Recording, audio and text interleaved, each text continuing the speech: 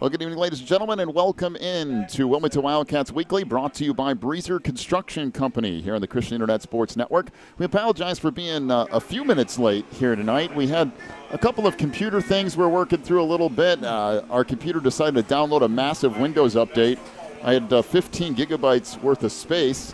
That used 13, and it sent me into panic mode to try to figure out exactly what we were going to do. I think, and the operative word here is think, we have this under control, but we'll kind of see how that goes tonight. Dave Quigley of Quigley Technology Services has been helping us out tonight, trying to figure out exactly what's going on, and he's kind of the one keeping a little bit of eye on things tonight. We'll see if things go the way we expect them to. Well, for now, we're just going to pretend like they will. Coal City and Wilmington out on the field after what amounts to about a 24-hour delay. Boy, was there a massive, massive thunderstorm that rolled through here about 6:30 or 7 last night that completely whitewashed this thing. And so they rescheduled it for 4. Then the problem was they looked at the weather around that time and said, well, you know what? I think it'd be better if we moved it back a little bit further. So then it got moved to 5:30. And wouldn't you know it, it's beautiful outside right now. A little warm, but it's, who would have guessed there'd not be really not much cloud in the sky as far as that goes, no rain or anything. Not only am I shocked by the weather, I'm really amazed at the field. It had water standing everywhere on it last night, and today it looks fantastic. It does. It looks very good as we get set for football here tonight from Rinks Stadium at Becker Field as both teams out there. Wilmington in all purple tonight.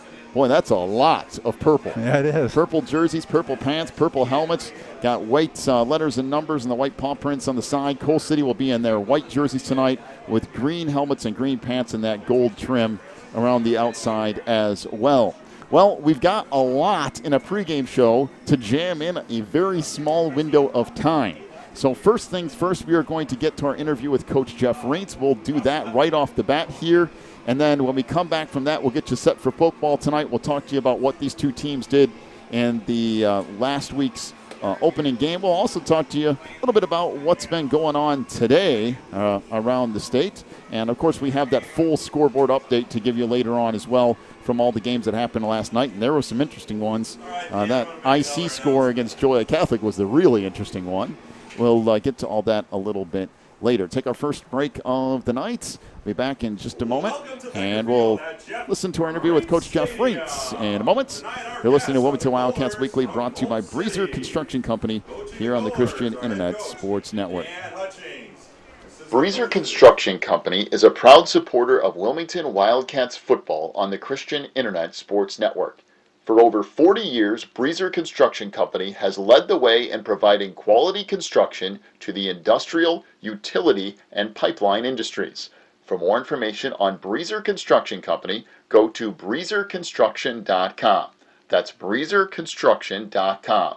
Or call 815-521-0900. Back here at Wilmington Wildcats Weekly, brought to you by Breezer Construction Company, joined once again by the head coach of the Wildcats, Mr. Jeff Rinks. And Coach, a good week 1 game on the road against a team that's perennially in the playoffs. Had a good showing there the other night. Gave up a few big plays, but your defense was solid. Offense really rolling in the second half, and you come away with a win there in week 1. Yeah, a huge win. I mean, anytime whenever you start with week 1, as we talked about last week, not quite sure what you're going to get, but our kids came out and did well. Mantino, as we talked about, had a good quarterback, a nice receiver, and always a good offensive scheme. And so for our defense to come out and play like they did, yes, we did give up a few big plays, but for game 1, I'll take it.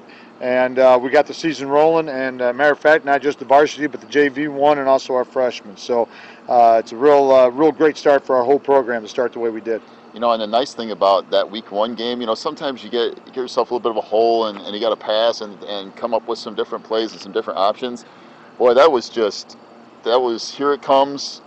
See if you can stop it, and they couldn't. Right. And all night, that's the way it was, and I'm sure for you guys as a coaching staff, that's exactly the way you want to keep it. No, you're exactly right, and we were really basic, and which we are a lot of our games. If our kids, are comfortable with it, we're comfortable with it. the biggest thing, when we play these spread teams, they want the ball as much as they can, and we're able to keep the ball from them. And so, let's see how we're going to handle it with this week's game with Coal City. But, I'm never going to apologize for us rushing for over 300 yards and scoring 39 points. And so I thought our kids did great with no penalties. I thought they were physical. I thought our backs ran hard, were patient. And so overall, I was real happy. And like any week 1 or week 2, sometimes even week 3, there's always something there to work on. There is. And the special teams, that seems to be the hardest one because you're constantly changing those pieces every year and trying to get all those guys working together. And it was a little bit hit or miss on some of the extra points. Is that something you were looking at this week? Oh yeah. No, we're working at stuff, and during practice it's always one thing, and then it's easier to do at practice. Now you get underneath the lights and kids tend to get a little nervous, so you see how kids react, and then we'll make adjustments. Maybe it's a fundamental thing. Maybe it's we just got to change something real quick, and then they get their confidence. Or maybe we got to make a change. The kid's just not comfortable doing it. And so, but that's part of the fun of coaching. I mean, you make those adjustments during the year. You get from point A to point B, and we definitely did that from game 1 to the game coming up, and we'll make more, after Coal City this week to see where we're at. It's the one interesting thing about Trey Shaw. He was just kicking last year for the most part and running the ball at the lower level, and now you got him doing a little bit of everything and doing it well. So that's an interesting dynamic for him because he goes from just kicking last year at that level to now doing like a little bit of everything. And I think that's part of the gig too. Trey has to get used to maybe being out of breath and having to go kick, okay? Where before he would sit on the sidelines, come out rested and kick. And so that's just an adjustment you go through. Well, now you get Coal City. You want to talk about a strange week 1 matchup for some area teams. Coal City taking on Morris, albeit at home, but that's a powerhouse too, and a big roster over there, and they held their own. I mean, a 21-7 game. They did. And Coal City's, I think they're a good team, no doubt about it. They got good skilled kids. They went against a good physical Morris team. They held their own. Morris got away at the end with some late touchdowns, but we know we got our hands full, no doubt about it. It's a great rival game for us. Our kids know their kids, and we're looking forward to the matchup. Is this one of those things where you look at them on film and go, yep, that's pretty much where we thought they'd be? Yeah, I think so. I think coming into the season, I know I picked them to win the big, and that hasn't changed one bit. So we're looking forward to the challenge on Friday night. All right, and then lastly here, injury-wise, it looked to me for the most part like it was pretty clean on Friday. Is that the way it is? It really is, and I think we're okay. We had some kids bang up a little bit during the week, but I don't think it's anything that's going to keep them out of the game Friday. So, which is good. We're thin at some spots, just being a small high school, and so for us to get out of the game without any injuries, I'm really happy from that standpoint. All right, Coach. Good luck tonight, and again, we'll talk to you in the postgame. All right, John. Appreciate it, buddy. That's Coach Jeff Rinks joining us here on Wilmington Wildcats Weekly, brought to you by Breezer Construction Company. We'll take a break. We'll come back, get you set for opening kick here tonight between Coal City and Wilmington. Here's Wilmington Wildcats Weekly rolls on, brought to you by Breezer Construction Company on the Christian Internet Sports Network. When you need the very best representation on your side, the attorneys and staff at Odekirk Allred & Associates are here to help with extensive professional experience in cases involving criminal defense, divorce, custody, personal injury, residential real estate, and driver's license reinstatement. Odekirk Allred & Associates and its diverse team is prepared to commit personalized attention and aggressive representation to achieve positive outcomes for your most stressful legal issues. Odekirk Allred & Associates has a team of highly skilled attorneys from the area, including Wilmington locals. Odekirk Allred & Associates takes pride in its communication skills and unmatched reputation for success. Contact Odekirk Allred & Associates at 815-740-1700 or stop by their new office location in Wilmington at 1095 South Water Street for your free consultation today. Quigley Technology Services is your local source for computer help. They have built numerous websites, including ours here at the Christian Internet Sports Network. Quigley Technology Services also specializes in virus removal, so your computer will get back to full speed now. And you can trust them for first-class computer repair, including free local pickup and delivery, plus on-site service, including after hours. Contact Quigley Technology Services at 815-293-7844 or stop by at quigtech.com. That's QUIG tech.com. just about 3 minutes away from opening kick here tonight between Wilmington and Coal City. Kohler's on the road to take on the Wildcats in a game that was scheduled for last night. And that actually had a storm roll through, lightning and all that stuff, and that kind of whitewashed that game. So we rescheduled it here for 4. Then when that didn't go well, it got rescheduled again for 5:30. And now the field's in pretty good shape. You got sunny skies, a little bit warm, but all things considered, pretty good night for football. I tell you what, we've got a dandy of an afternoon here. I'm looking forward to this, and it's probably my favorite game of the whole year. Coal City, Wilmington. Oh yeah, this is always a good one, and it's one of those games that it remains in the schedule no matter if they're technically in the same side of the conference or not. And starting next year, it will be a conference game every year, and that's the way it should be. So it's just one of those games you look forward to on both sides. So tonight, Wilmington comes in at 1-0 after a somewhat convincing win over Manteno last week on the road. And Coal City was at home against Morris. Now they lost 21-7, but that game was close for much of the night. Yes. And Coal City ends up coming up on the short end, but you're playing a 5A. Well, they're in 4A technically right now, but usually a 5A powerhouse is usually where that comes from. Here comes your motorcycles out. Yeah. All right, the motorcycles roll out here, and we'll get set for football tonight. Not quite the same feel as what we would have had on Friday night, that's for sure. No. Not the same amount of people here. It's not dark. It's a little bit different. But no matter what, there's still something to Coal City and Wilmington, that's for sure. It's just a shame that we couldn't have played this thing last night when everything's kind of revved up and everybody's excited. But let's go Wildcats! So the Cats get set to come down through the woods as the first home game of the year about set to get underway here from Rinks Stadium and Becker Field. By the way, Wilmington won the toss tonight. They deferred to the second half, so they will kick as here come the Cats down through the woods, and they'll come out about the 30-35 or so. Got some fireworks going off in the distance as well, as Wilmington will get set for the first time in 2018 to take their home field.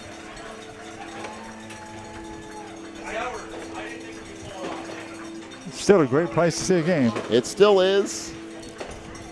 It's a little bit different today, but there's part of me that's like, downstate they do this a lot. They play Saturday games, Saturday afternoon games. I like the feel of Friday night personally, but no matter what, this game still means a lot. Well, we'll see what both of these teams come in here tonight with. From what I hear, Coal City ended up coming out of the game the other night pretty good injury-wise. Not a whole lot going on over there, despite the fact that Morris is a big physical team. Wilmington also came out relatively injury-free. So these two teams are pretty much full bore across the board. Oh. We don't have the cannon today. We had it last night, and they rained it out. Coal City will get set to return left to right as we sit inside the press box here tonight. Back deep for the Kohlers, Asa Cooper, along with Tyson Spencer, as Trey Shaw will tee it up at the 40-yard line. We'll get set to kick it off right to left here tonight.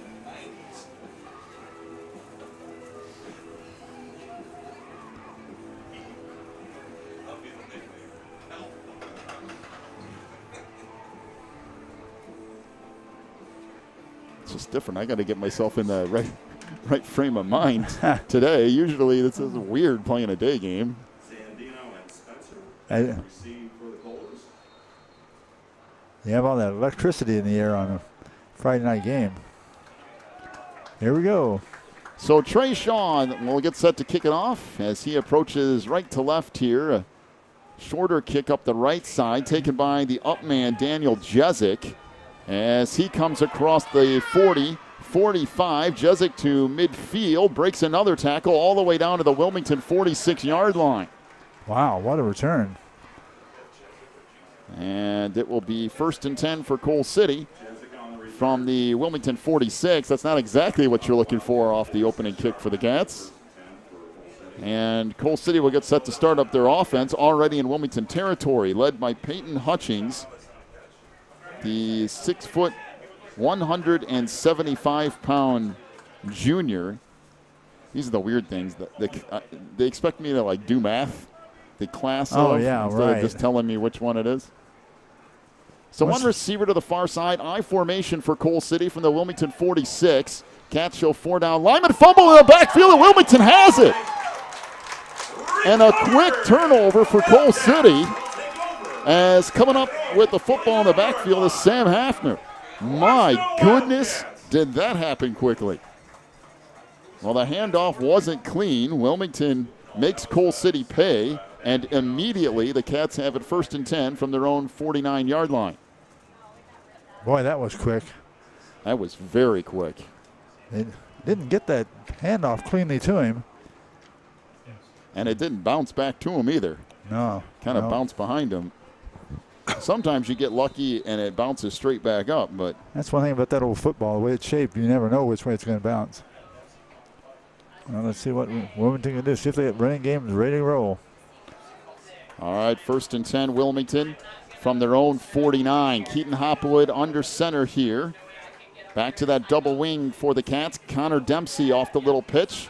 Across midfield, churns ahead down to the 48, maybe the 47 of Coal City. He'll pick up 3, close to 4 on 1st down. We'll see where they end up officially spotting it.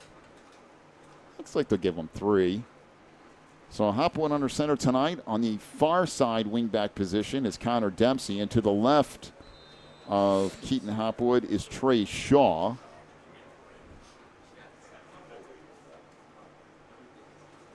As Cats taking their time here getting this play in. About 11 minutes to go opening quarter and no score. By the way, Jacob Rodewald, the fullback here for Wilmington. Pitch back to Shaw, and there's nothing there, boy.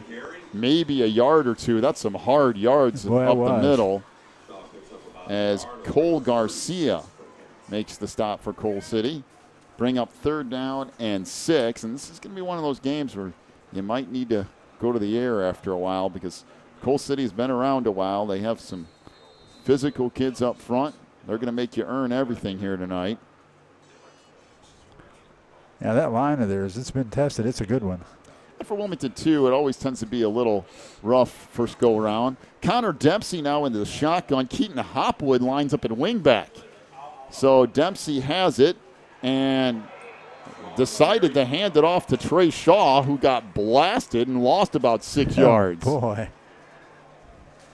Well, looks like Daniel Jezik just blew that whole thing up, and it'll be 4th and 12. I have no idea what that was, but it's well, they went to hand that ball off, and they were trying to make the defense guess which way it was going to go, which guy, and they both ran real slow together, and he just came barreling through there. And well, I mean, if you're going to run the read option, you got to do it a little bit quicker. I'm going to say you better run it. So Coal City turns the ball over on the first snap of the night. Wilmington manages to go backwards 2 yards, and now they'll get set to punt it away. This kick high and bounces inside the 20, inside the 15, down near the 5, and beautiful punt from Grant Imhoff. And Coal City will have it 1st and 10 from the 6, 9:22 to go in the first quarter. Well, there's no real shock in this. That little bit of smash mouth to start tonight. These two teams tend to do that on a fairly regular basis, although you will see Coal City throw the ball. As you heard Coach Rinks talk about, they're about a 50-50 throw-run team. So 2 receivers to the near side, 1 to the far. Kyle Humphreys under center, now near side receiver in motion. As handoff comes right up the middle, huge hole, and I mean huge hole, all the way out to the 29-yard line. On the run goes Connor Skubik. Excuse me, I had my my rosters here flipped around for a second. So Skubik ends up getting 23 yards on 1st down, and Coal City will have it 1st and 10 from their own 29. One receiver to the near side, back to the I formation. As Hutchings under center. Handoff goes left side. That's not going to go anywhere. Maybe back to the original line of scrimmage, and that's it. Skubik tried that left side. Looks like Jack Kettman, 5'11", 205-pound senior on the stop for Wilmington. Let's see if I have that number right. I think I do. So one receiver to either side. Second down and 9 for the Kohlers. One lone setback. Hutchings under center. Will drop back. Swings it near side. That's caught. And will pick up about 6 yards or so. Laying on the ground to catch it was Giovanni Ferrara. And really nobody near him defensively for Wilmington. Give him a gain of 6. And it'll bring up third down and a short 3. Basically 2 yards. That was a quick pass, and Wilmington was giving them a few yards of cushion. And consequently, it was an easy completion, and even though he slipped and fell. Third down and 2, I formation. Handoff comes right side. Big hole. Skubik has a ton of yards. Inside the 50 down to the 48 of Wilmington. A gain of 15 on that run for Skubik. And right now, Coal City just gashing the Wilmington defense. First and 10 for the Kohlers from the Wilmington 47. 49 yards for Skubik and 3 carries. And to tell you the truth, that Wilmington defensive line is getting blown off the ball at the moment. And there's some gigantic holes out there. The Cats go 5 defensive linemen, almost creeping up 6. As the handoff goes left side, Skubik again, good tough run. Picks up 2. Tripped up on the inside by Jesse Cox. Bring up second down. And let's call it 7 for Coal City after a gain of 3 by Skubik. Boy, those are just tough yards. Skubik, a 6', 195-pound senior. That's a big back. And you're talking 6 feet, 200 pounds. Second down and 7. 2-back set this time. 2 receivers to the near side. Hutchings under center. Pitches it far side. This cut back by Maxwell Arias. And he'll pick up maybe 3. Hopwood and Hunter Doherty combined on the stop for Wilmington and bring up third down and 4. Coal City. Good job with that linebacker coming in and filling that gap right there. Well, Wilmington here needs to stiffen a little bit defensively because Coal City's been on the move. 6:30 to go in the first. No score here. 1 receiver to either side. Hutchings back under center again. Third down and basically 4 from the Wilmington 41. And nobody, I don't think the football was ever snapped, was it? It's still sitting there. Everybody started moving, but the center didn't. So, false start on Coal City. That will go from 3rd and 4 to 3rd and 9. And those are the kind of things tonight for either side that you want to avoid. Yeah, so far we've had those little things happen that you don't want to have happen, like a fumble and a snapping penalty. I mean, quite honestly, Coal City's been dominant offensively, but a couple of mistakes. And third down and 9. Hutchings now back under center. And that 2-back set again for the Kohlers with 2 receivers to the near side. Hutchings sends 1 back in motion. That's Arias to the far side. He'll drop back, looks left side, fires over the middle, and that is caught. And the catch made at the 24-yard line of Wilmington. Nice coverage back there by Connor Dempsey, but that's a big guy to try to cover. That's Austin Pilara, 6'2", 200-pounder.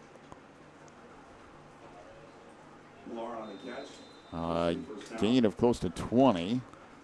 And it will bring up 1st and 10 for Coal City from the Wilmington 24. And on this drive, Kohlers have just gone straight down the field. 1 back set, 1 receiver to either side. That should be a false start on the far side. I think they finally caught it. The left end moved, and it will be a false start on Coal City. So they'll back it up 5 yards, make it 1st down and 15 for the Kohlers with 5:40 to go in the first. How many yards was on that pass play to Pilara? About 20. 20. Mm-hmm. They moved the ball a couple of times, but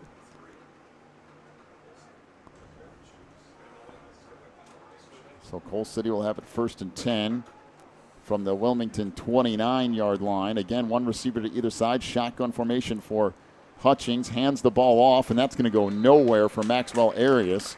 Nice job defensively by Cameron Harbor. Pick up about 2. It'll bring up 2nd down and 13 for the Kohlers. And for Wilmington, that's what you're going to have to start doing. You have to start shooting those gaps a little bit, taking away some of that open territory. Oh, is that Maxwell? Yes. Okay. Cole City. Yeah, they're going to have to make it so that Cole City's going to start guessing, getting a little out of rhythm. They've had it too comfortable. All right, shotgun formation. 2 receivers to the far side, 1 to the near. Now 1 receiver in motion. 2 backs split around Hutchings. Pass comes near side. Nobody caught there. Inside the 20, inside the 15, and that run out of bounds down around the 12.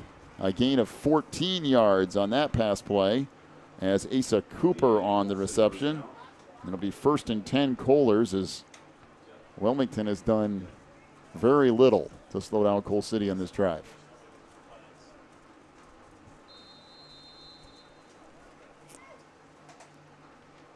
So 1st and 10 Kohlers from the Wilmington 12. Back to that full house set now for Cole City. Handoff comes right side, huge hole. This is Skubik banging all the way inside the 5. He might have gotten into the end zone, did he? Nope, I'm going to say he's down just short. A gain of 11. And a Cole City 1st down. Well, I want to tell you something on this drive. You don't have any trouble finding out which line's dominating which. I mean, this is just gone straight down the field. Some big horses up front, and they're doing it. All right, back to the full house here for Cole City. Again, Hutchings under center. 1st and goal from just outside the 1. Handoff comes right side, and touchdown off that right end by Connor Skubik. And Cole City leads it 6-0. 3:52 to go in the 1st.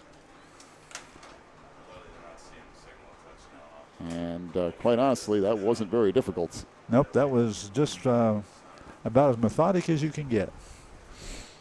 So on to attempt the extra point for Cole City is Christian Knutson. 5'11", 215-pound senior. Out of the hold of Ferrara. Good snap, good hold. And the kick is one of those straight-on deals. And that is good. 3:52 to go opening quarter. It's a 7-0 lead for Cole City. We'll take a break, come back with more Cats football in a moment here on the Christian Internet Sports Network. Phelan Acres Bible Church is the perfect place if you are looking for a church to call home.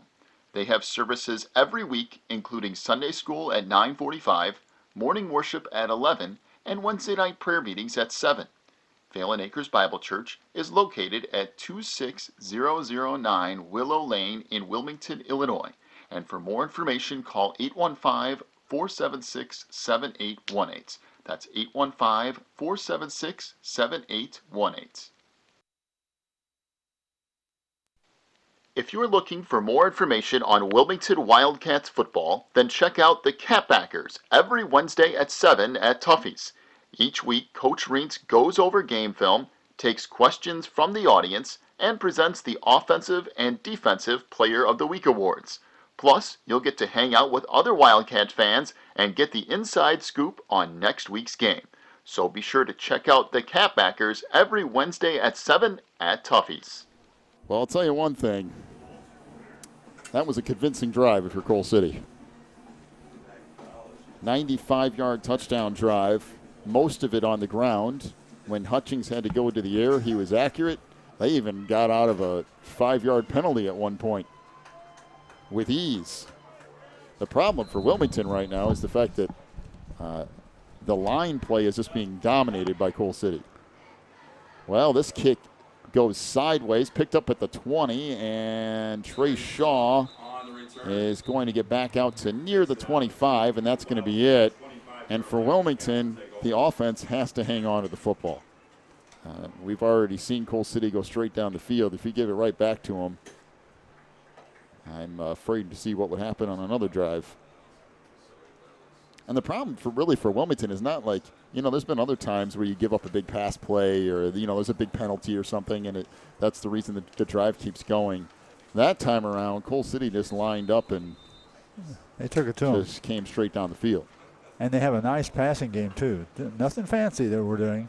Just exactly what you need to pick up those yards. All right, let's see what Hopwood and this Wilmington offense can do. 1st and 10 from their own 25. Back to the double wing here. In motion is Dempsey. Handoff to the fullback. This is Rodewald out to the 30. As Jacob, the 5'9", 173-pound junior, will pick up close to 5, bring up 2nd and 5. And those are the kind of things tonight that Wilmington's going to have to do to mix it up a little bit, because that Coal City defense is going to key on the 2 wing backs, and why shouldn't they? Last week, Wilmington, they attempted 1 pass last week, and I don't think they ever handed it off, or maybe they did once to Rodewald all night. Everything was quarterback or wing backs, so that's what Coal City's looking at here. They got 5 up on the defensive line, actually 9, almost 10 in the box. Handoff again to Rodewald, and a little bit of room there, but not much. 2, maybe 3 yards on the carry, as Coal City closed in on that in a hurry. The middle of that whole pile was Jacob Jasnaz, 6'3", 220-pound junior. That's part of that line in there we're talking about. Wilmington really needs this 3rd down and 2. I know it's early. We're still in the first quarter, but yeah, this game's taking on the Cats really need this one. Hopwood under center, back to the double wing again. Dempsey in motion. That little stop motion does not work. Coal City has seen that before. Back to Dempsey, and he's not going to get there. That's just, I mean, they might give him the 1st down. I don't think he got to the sticks, but they're going to give it to him. And there was no way he got there, I don't think. But if you're Wilmington, you'll take it. And it'll be 1st and 10 for the Cats from their own 35-yard line. I'd say that's extremely generous. So Wilmington will have it 1st and 10 from their 35. Again, won't complain because that's gone the other way enough. Yeah, that's some tough running in there. So the Cats have it 1st and 10 from the 35, down to 2 minutes to go on our opening quarter. A 7-0 Coal City lead. Back to the double wing here for the Cats. By the way, the near side wing back is Sam Hafner. And the handoff goes to the fullback again as the Cats just living with that on this drive. And I believe that's still Rodewald in there. And he'd pick up 2 yards. It'll bring up 2nd down and 8. Well, up front for Wilmington, you've got Jaron Allen at 6'1", 194 pounds. He's a junior. Also Hunter Doherty, the 6'1", 277-pound junior. Also up front, Jack Kettman at 5'11", 205. He's a senior. Jesse Cox on that line as well. 6 foot, 193-pound senior. And Wilmington will have it 2nd down and 8. Hafner gets the pitch, cuts it back across the 40, out to the 44-yard line. A gain of about 7. It'll bring up 3rd down and a yard here for Wilmington. You know, they just doubled their output for the first quarter. Up to then, they had 7 total yards gained. By the way, Cameron Harbor out there too, 5'9", 190 pounds. Of course, we gave you the wing backs and that fullback. Keaton Hopwood's out there. And the line that time did a nice job of opening up a hole for Hafner. So again, in motion is Hafner, and he is not going to get there. And Wilmington just had nothing. I mean, he got caught from behind that time. That lost a yard. It'll bring up 4th down and 2, and the Cats going to be forced to punt. I can't imagine a scenario where they're going to go for it here based on past decisions, but who knows? Oh, did you ever see, was it Hafner that ran that time? Yes, Hafner for a loss of a yard. That'll bring us to the end of the first quarter. 7-0 is the lead for Coal City as they've basically dominated here early. We'll take a break, come back with more Cats football in a moment here on the Christian Internet Sports Network. Warren's Collision Center is your hometown body shop. Your vehicle will get expert care with their drive-on frame rack and in their Bink spray booth. Warren's offers free estimates, pickup and delivery service, and they will get you set up with a loaner car while yours is in the shop. Warren's Collision Center is located at 242 North Front Street in Braidwood, or online anytime at warrenscollision.com. That's warrenscollision.com. Warren's Collision Center, where they care beyond the repair. Teresa's Family Styling Salon in Wilmington is an all-ages salon that will style your hair for that special look. They offer cuts, perms, and coloring for any fashion. They also carry Paul Mitchell and Brocato products. Teresa's Family Styling Salon is located in the Southgate Plaza in Wilmington, and you can call for an appointment at 815-476-1955. That's 815-476-1955. All right, 4th down and 2 for the Cats, and it looks like Wilmington's got their offense out there. For me, I would think this is a huge gamble. Now they do have Connor Dempsey is a little bit deeper in shotgun, so this might be a quick kick, and it is. And that absolutely backfired as this goes to the Coal City 41. Oh, my. Well, at that point, you might as well have went ahead and gone for it. Well, that's an interesting play. So Coal City will have it 1st and 1, or 1st and goal. Oh, my goodness. Why is my brain not working? 1st and 10 from the 41. Oh, this happens when you've been gone all day, sitting out in the sun, I guess.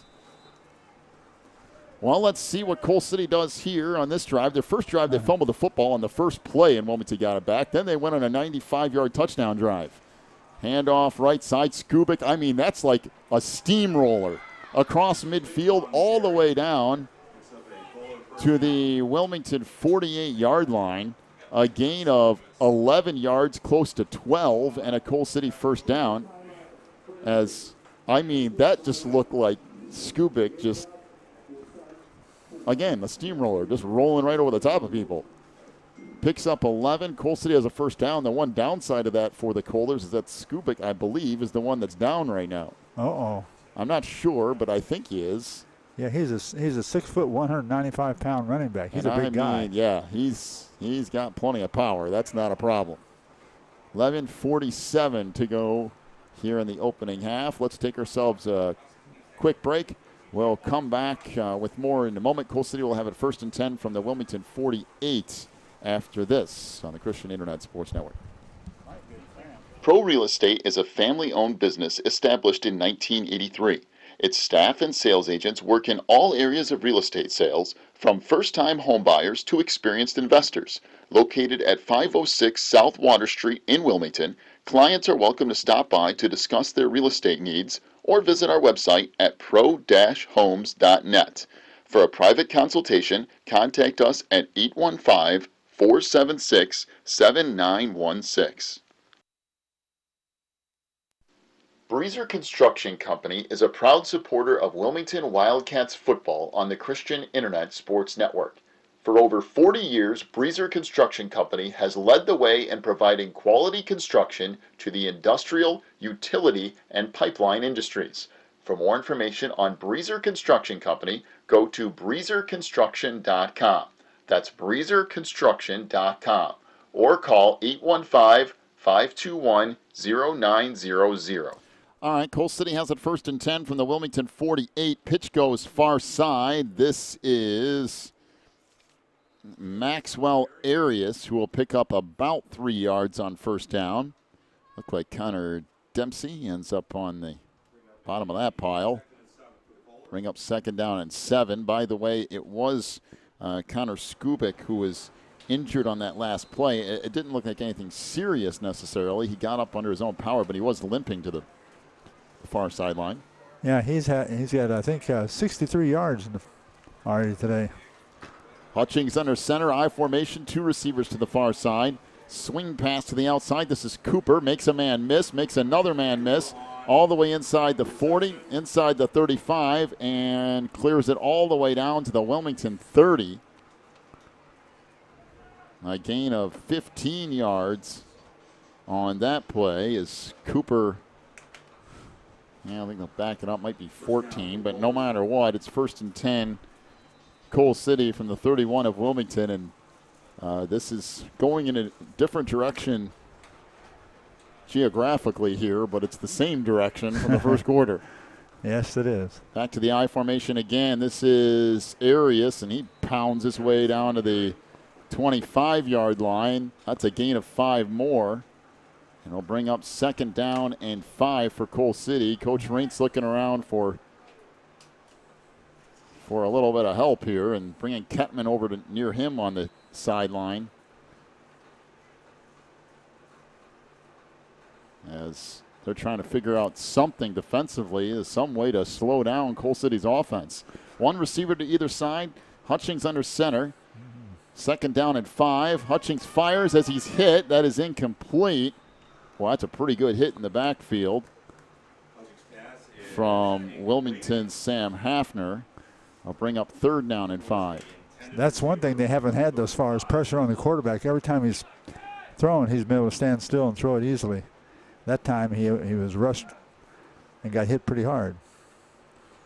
So 3rd down and 5 for Coal City from the Wilmington 26-yard line. I mean, it is warm tonight. It's that real feel is in the 90s. Sun is still out.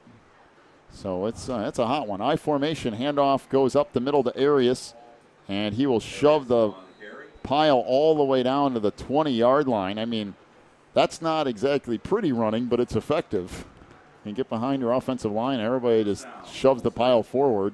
A gain of 6 and a Coal City 1st down. Well, I mean, you look at Coal City up front. I don't even have look at that. I don't have 74 in my book, but he's a big kid. He is kid. huge. And on the far side, Michael Leisure is 6'3", 260 on the right side of the line. Handoff goes left side. Boy, there's a couple of good shots on that play. As down to the 15-yard line goes Arias. He got 5, but he paid for it, that's for sure. He got popped a couple of times. And after a gain of 5, it'll be 2nd and 5 for Coal City. Really, for the Coalers, there's no need to throw the football. They just experiment every once in a while just to keep Wilmington guessing, and also just to see if there's something out there that they can take a long game. All right, well, this is almost a wishbone look. Pitch goes far side. Arias out of that 3-back set. He is not going to get the corner. Boy, that's good pursuit from Wilmington out there. Jesse Cox, Jack Kettman on the stop for Wilmington. It'll bring up 3rd down and a long 3 for Coal City. 9 minutes to go in the half, in a first half that's been dominated by the Coalers. Let's go Wildcat fans. Let's go Wildcats! So 3rd down and 3 for Coal City. Back to that power I formation. Handoff goes Arias. He is not going to get there. He's going to be maybe a yard short as Wilmington just threw everybody into the middle of the line. And on the stop for the Cats was Cam Harbor. Coal City will have it 4th down and a long 1. And really, quite honestly, they're missing Connor Skubik. Yeah, he was running at will. He had 67 yards, I think it was, when he went out. Connor's over on the sideline trying to get ready to come back in. Power I formation. The tailback again is Arias. 4th and 1 from the 11. And the quarterback keeper will be enough for the 1st down. Actually picking up about 2 yards was Peyton Hutchings.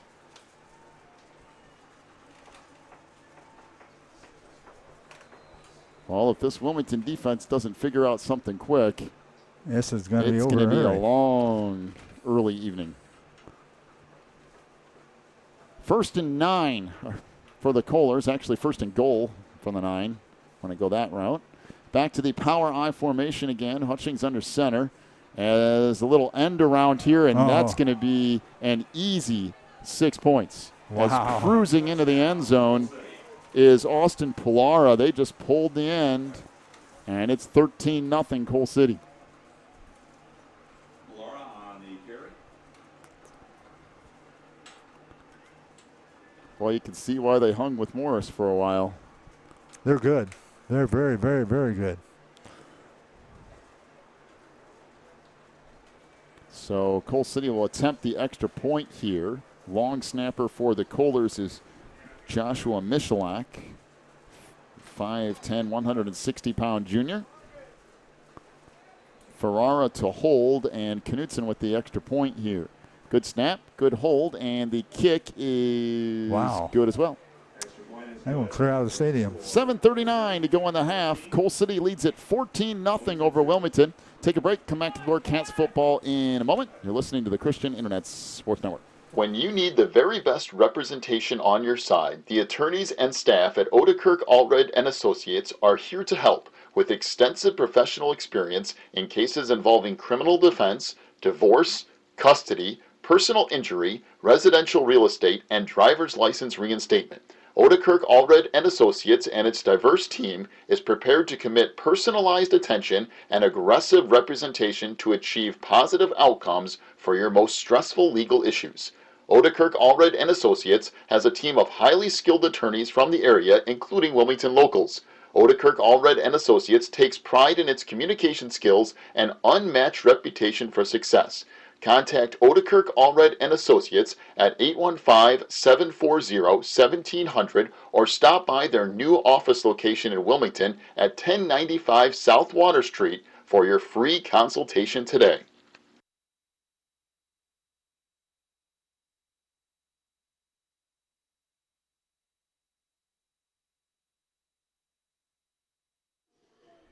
$14-0 is the lead for Cole City here with 7:39 to go in the half.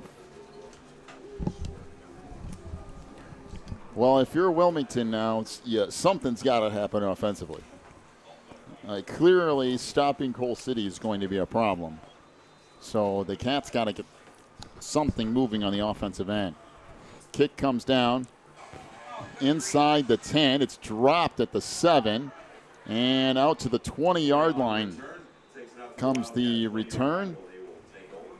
And that is Antonio Tafoya on the return for the Cats.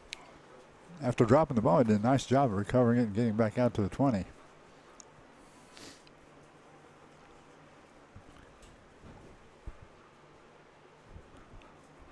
So Wilmington will have it 1st and 10 from their own 20-yard line. 7:33 to go in the half. You know, I completely forgot to put the original score up on my scoreboard.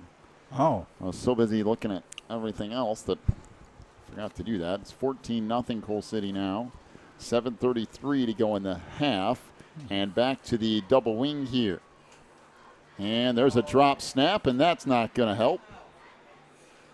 I think Wilmington got it back, but it's going to go to 2nd and long. Looks like Trey Shaw ended up on it, but 2nd down and 13.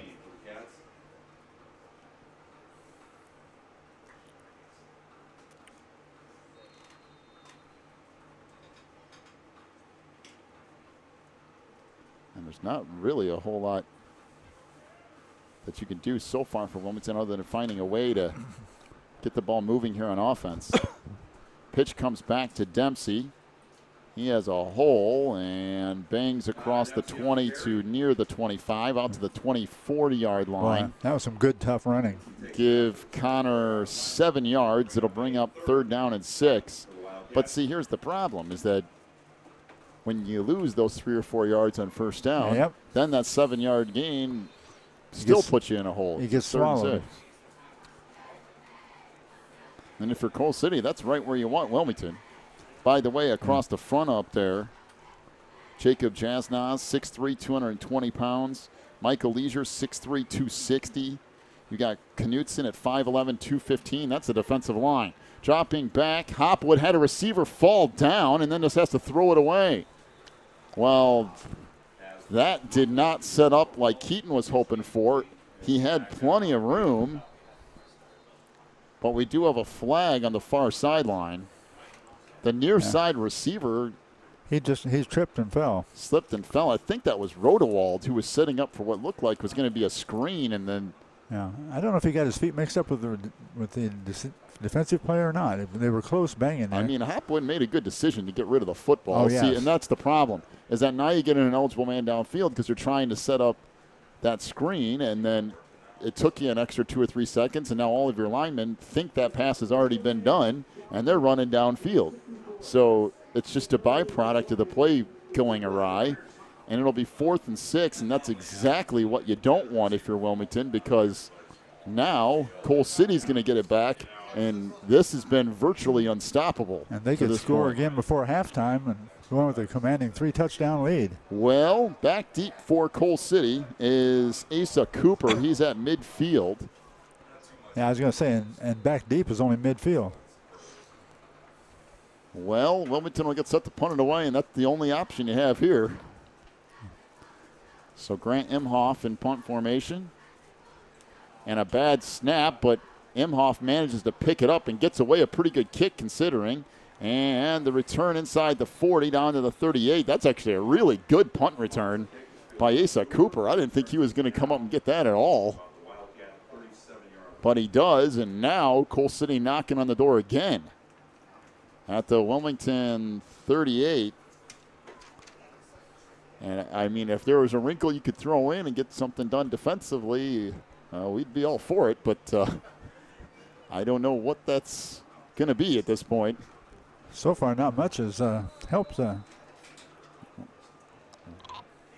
Well, let's see here. 5:55 to go in the half. 2 receivers to the far side. Back to the I formation for the Kohlers. Handoff goes right side. Big hole. Up the sideline goes Connor Skubik. He's back in the game. Inside the 20. And steps out of bounds around the 18. That's a gain of 20. And a Cole City first down. You're talking about a wall of blockers off that right tackle. He had a massive wall of blockers down through there. Well, Wilmington uses a timeout, and why not? 1st and 10, Cole City from the 18 of Wilmington. 5:51 to go in the half. 14-0 the lead for the Kohlers. Take a break, come back with more Wilmington football in a moment on the Christian Internet Sports Network. Quigley Technology Services is your local source for computer help. They have built numerous websites, including ours, here at the Christian Internet Sports Network. Quigley Technology Services also specializes in virus removal, so your computer will get back to full speed now. And you can trust them for first-class computer repair, including free local pickup and delivery, plus on-site service, including after hours. Contact Quigley Technology Services at 815-293-7844 or stop by at quigtech.com. That's QUIGtech.com.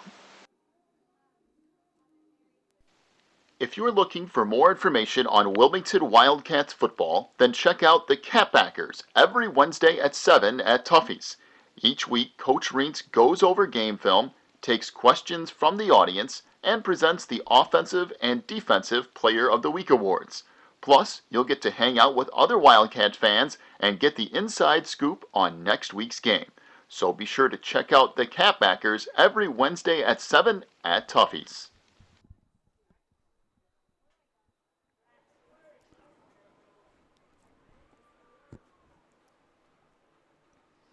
$14-0 is the lead for Cole City. They'll have it 1st and 10 from the Wilmington 18. I formation, and that play was broken up, but Hutchings still manages to get maybe a yard out of it. As good job by Peyton to realize that that was going to go nowhere, and so he spun to the outside. Actually picks up 2 to bring up 2nd down and 8. So yeah, even when things go horribly wrong, it goes right. Yeah, I turned around. There was a Wilmington tackler right there, and he just sidestepped him very quickly and ran all the way to the out of bounds marker on the right side. I'm telling you, Doherty and Kettman are over here on the sideline on a knee. I mean, it's one of those things where heat's starting to get to him now. Handoff goes to Skubik up the right side. Not a whole lot there. Got maybe a yard or 2. Pretty good job defensively for Wilmington by Jaron Allen, 6'1", 194-pound junior, to kind of turn that back to the inside. So it'll be 3rd down, and let's call it a short 7 for Cole City. Boy, if Wilmington could somehow get a stop here, that would be huge for the Cats. And Cole City will use a timeout. So 4:43 to go in the half. 14-0 Cole City. We'll take a break, come back with more in a moment. You're listening to Wilmington Wildcats football on the Christian Internet Sports Network. Warren's Collision Center is your hometown body shop. Your vehicle will get expert care with their drive-on frame rack and in their Bink spray booth. Warren's offers free estimates, pickup and delivery service, and they will get you set up with a loaner car while yours is in the shop. Warren's Collision Center is located at 242 North Front Street in Braidwood, or online anytime at warrenscollision.com. That's warrenscollision.com. Warren's Collision Center, where they care beyond the repair. Well, Wilmington trying to desperately get a defensive stop here toward the end of the first half. And if the Wildcats really want to have any chance in this game tonight, they need a stop right here. Wilmington has struggled to move the football offensively. Coal City has not. And the Kohlers have it 3rd down and 7 from the Wilmington 15-yard line. This is the best opportunity that Wilmington's had so far to get a stop. 2 receivers to the near side. I formation for the Kohlers. Hutchings now back up under center. Wilmington showing 5 coming in. Hutchings rolls near side, looking downfield, fires, and there is a wide open receiver. I mean, wide open.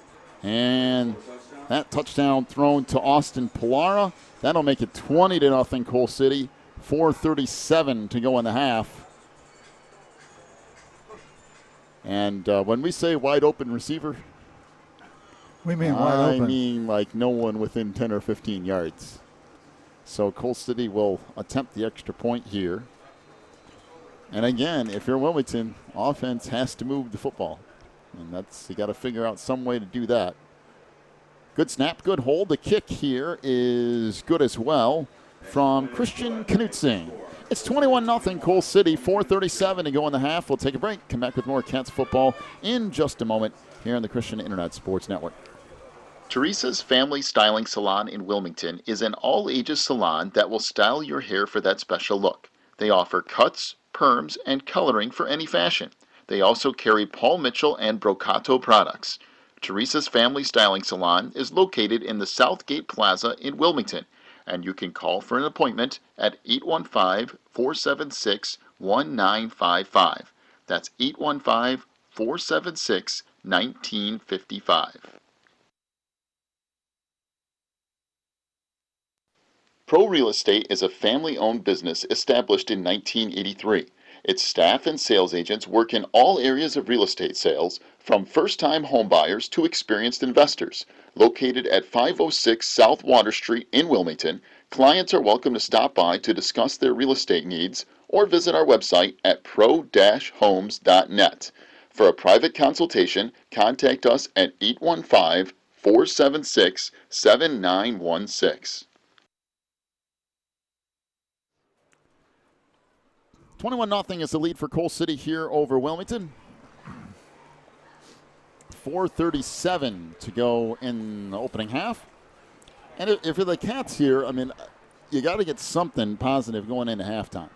So if you can move the football, get a few first downs, get some sort of momentum, they got to try to turn the tide somehow here. So kick coming up short, down to the 17, taken there by Trey Shaw. Across the 25, Shaw across the 30, spins out to the 33-yard line. And that's where Wilmington will start 1st and 10. Tackle made by Brady Crawford. 6'4", 200-pound junior for Coal City. Go ahead and change my scoreboard while we're at it. I'm lax on my duties today there.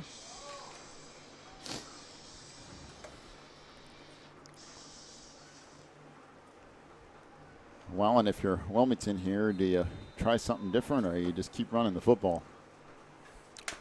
Well, that's a great question. It is a tricky question. I mean, if you're in the second half and it gets to a 4-touchdown lead, yeah, then you just sit on the ball and wait till next week. Dempsey goes left side across the 30. He's going to get out near the 35-yard line. Gain of 2, maybe 3 yards.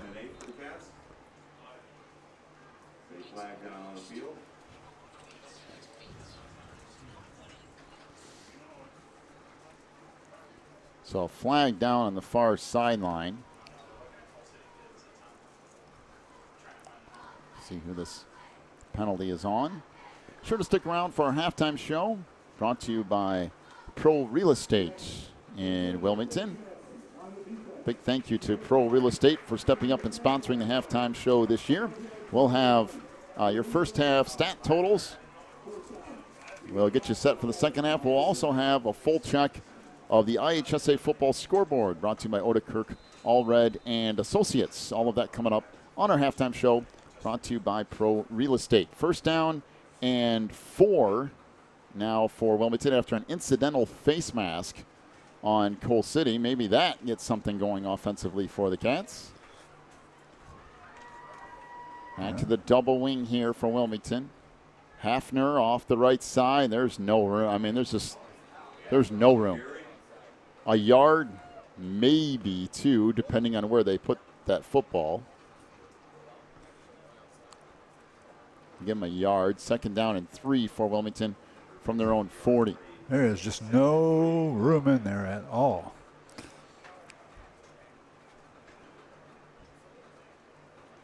Really, quite honestly, Coal City isn't that old of a team either. They got a lot of juniors out there. Connor Skubik's a senior, and Arias is a senior. Ooh, he was both of those. That's a big. There's big a couple loss. of them, but there's a lot of juniors out there too. So pitch back to Dempsey. Boy, that got blown up in a hurry, and I mean, just there's nothing. They've got those plays down. When they pitch the ball out, there's a Coal City guy there to meet him head on. So back there for the Kohlers to make the stop was Jacob Jasnoz. He's 6'3", 220 pounds. He's one of those juniors. Like to have that anchoring your defensive line for another year. Was that Hafner again? That was Dempsey. Oh, was Dempsey? Knutson in there as a senior. And so is Leisure. So there's a couple of big boys out there, and your main skill players are all seniors. But Hutchings is just a junior. So third down and 5 for Wilmington. They've managed to lose a yard ever since that first penalty. And we have flags everywhere. I thought I saw more than one flag. That doesn't matter. Still one flag will do it. One is sufficient. There it is. False start. Well, you go from 3rd and 5 to 3rd and 10 on the false start. And I tell you what, Coal City's got them in the box. They know Wilmington's trying to run it. They're bigger, strong, and they're packed in. Well, we're approaching 2 minutes to go in a half that Coal City has 100% dominated. Yeah, I don't think there's anyone that would question that. No. Hopwood rolls right side, looking downfield, has no one. And I mean, people want him to get rid of the football, but to who? Yeah. There's one receiver on the near side. He's triple covered. Even to try to throw it out of bounds, it's difficult because he has 3 guys in his face. I mean, I guess the one thing there you could say is get rid of it and throw it out of bounds, but even then, you got 2 or 3 guys back. There's not a whole lot you can do with that, quite honestly. There was only one receiver over here. He was triple covered. That was Hafner. And Wilmington's going to be forced to punt on 4th and 23. I was just trying to figure. Let's see. So they lost 13 more yards there. Ooh, not good. And I mean, they've tried to throw the football a few times. It's just that isn't working either. Well, what they're going to have, they can't do a long down the field throw. They're going to have to try a quick pass. They don't have the time. Coal City's breathing down their necks. And I'm not sure that kind of passing attack is in the Wilmington offensive playbook. I mean, not for this week, probably. You better get it in there. Yeah, but you're talking about possibly a state-ranked 4A team in Coal City. Wilmington's in 3A. I mean, it's even though they're in your conference, it's a little bit of a step up. Oh, yeah, it is. I mean, not to say that there's not going to be teams in 3A that, like Byron and teams like that are going to be big and physical, but this team just seems to be fully loaded. There's a blocked kick. That's going to turn into a touchdown off the punt being blocked. And that is Christian Knudsen on the touchdown. So the guy who actually kicks the extra point blocks the punt and covers it up for a touchdown. And Coal City, I say the 1. All right. Leave them on the 1 yard line. So it's not a touchdown. Wipe that off the board. 21-0, the lead for Coal City. They'll say Knudsen's down at the 1, so 1:48 to go in the half.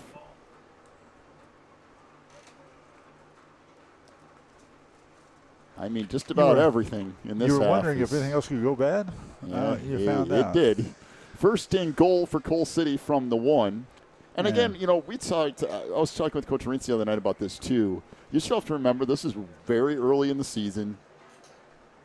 You got a younger team. You're trying to put things together for Wilmington. Handoff to the fullback. That's going to be a touchdown. Matter of fact, I think he's already in and is. That is Cole Garcia on the touchdown run for Coal City. 27-0 is the lead for Coal City. 1:45 to go in the half. But what you got to keep in mind is it's a young team for the most part for Wilmington. You're still week 2. Coal City's big. I mean, really big and physical. And, just one of those things. You get through tonight and re-rack it for week 3. Well, they're big, they're physical, they're fairly quick, and they're very athletic. So they've got it all. Good snap, good hold. The kick is, and that's no good. I'm not really sure how to describe that other than it's just no good. Just a bad kick. 27-0 is the lead for Coal City. 1:45 to go in the half. We'll take a break. Come back with more Cats football in a moment on the Christian Internet Sports Network. Breezer Construction Company is a proud supporter of Wilmington Wildcats football on the Christian Internet Sports Network. For over 40 years, Breezer Construction Company has led the way in providing quality construction to the industrial, utility, and pipeline industries. For more information on Breezer Construction Company, go to breezerconstruction.com. That's breezerconstruction.com. Or call 815-521-0900. When you need the very best representation on your side, the attorneys and staff at Odekirk Allred & Associates are here to help with extensive professional experience in cases involving criminal defense, divorce, custody, personal injury, residential real estate, and driver's license reinstatement. Odekirk Allred & Associates and its diverse team is prepared to commit personalized attention and aggressive representation to achieve positive outcomes for your most stressful legal issues. Odekirk Allred & Associates has a team of highly skilled attorneys from the area, including Wilmington locals. Odekirk Allred & Associates takes pride in its communication skills and unmatched reputation for success. Contact Odekirk Allred & Associates at 815-740-1700 or stop by their new office location in Wilmington at 1095 South Water Street for your free consultation today. Well, you know how you said that just about everything went wrong that could go wrong? That's not entirely true. Wrong again. As Tafoya trying to return a kick, dropped the kick back at the 5. He tried to come across the 15. Tafoya then lost the football on a fumble at the 15-yard line, and Coal City again has the ball at the Wilmington 12. They could score another time with 1:36 to go in the half. It's already 27-0. And, I mean, it's just, like you said, everything possible that could go sideways has. Yeah, I've never seen so many bad things happen at one time, but, boy, they have really. Well, full house backfield here for Coal City. Handoff goes left side. This is Arias down to the 10. Arias on the carry. Pick up about 4, close to 5.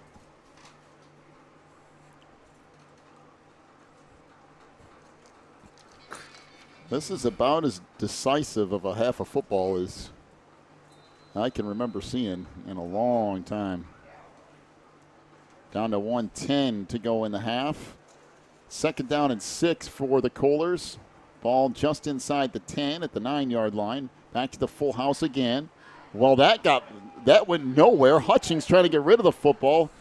really probably should have been marked down back at the 21. It looked like his knee was down. They're going to say he got the pass away. He threw it with the offhand. There was 3 or 4 Wilmington defenders back there.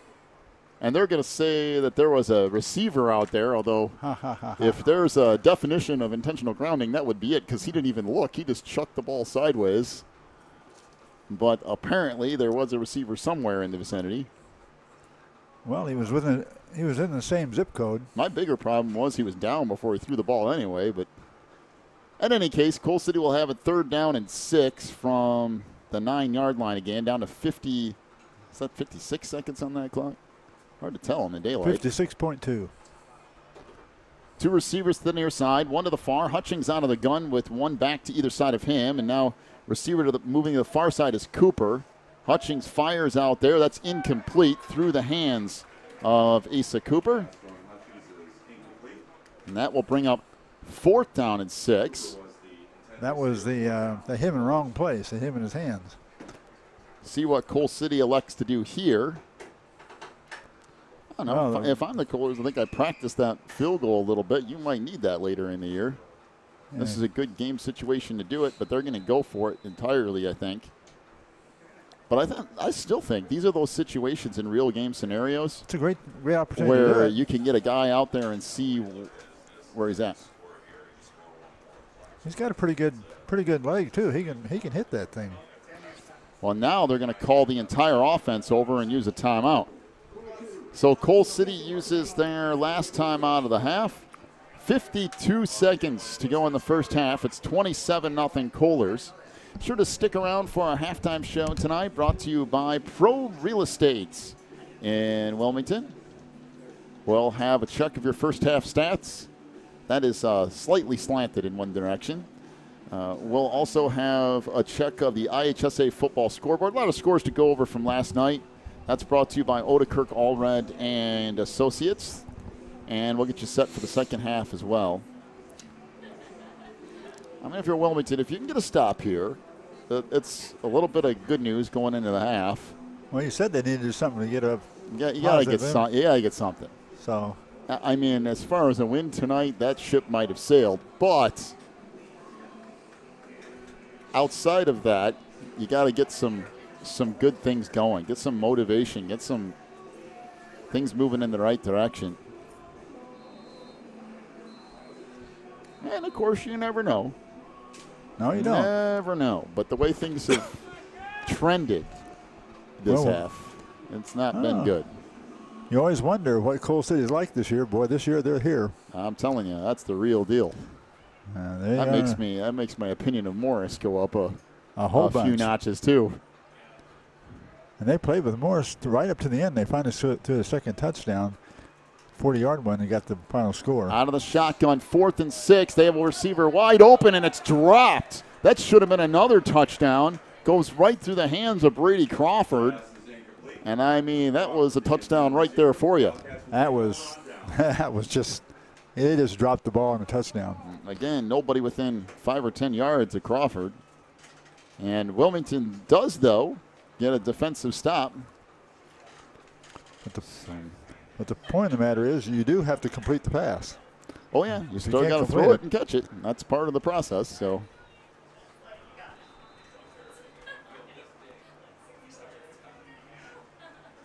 I'm not real sure what your plan is if you're Wilmington coming out of halftime either. I guess just keep doing what you're doing and try to get some things turned around. 46 seconds to go in the half. Hopwood under center. Handoff goes to the fullback. This is Rodewald. Big hole up the middle. Rodewald across the 25. Out to the 26-yard line. It'll be first down for Wilmington. 40 seconds left here in the half.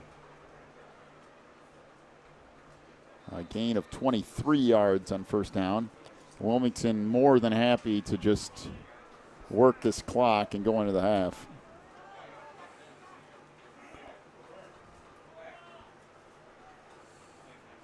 Maybe they take a crazy shot here or something. And that little misdirection with Dempsey off the left side, that'll get a yard, and that's going to do it for the half. I don't think Wilmington's going to try to run another play. And that'll do it for our first half of play. 27-0 is the lead for Coal City at the end of one. A game that has been dominated by the Kohlers from the very beginning. Welcome into the halftime show brought to you by Pro Real Estate in Wilmington. Big thank you to Pro Real Estate for stepping up and sponsoring the halftime show this year. We'll have your first half stats here in just a few minutes. And we'll also have a full check of the IHSA football scoreboard brought to you by Odekirk, Allred, and Associates. We'll do that here in just a few minutes. We'll take a break. Back with your stats in a moment.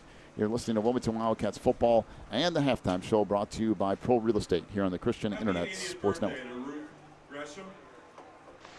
Quigley Technology Services is your local source for computer help. They have built numerous websites, including ours, here at the Christian Internet Sports Network.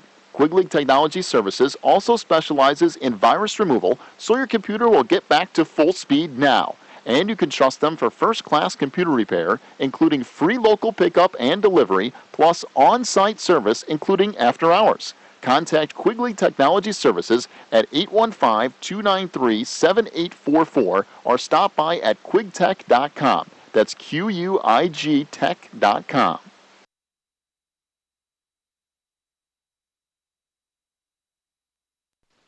Phelan Acres Bible Church is the perfect place if you are looking for a church to call home.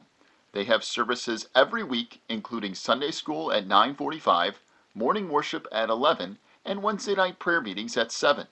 Phelan Acres Bible Church is located at 26009 Willow Lane in Wilmington, Illinois. And for more information, call 815-476-7818. That's 815-476-7818.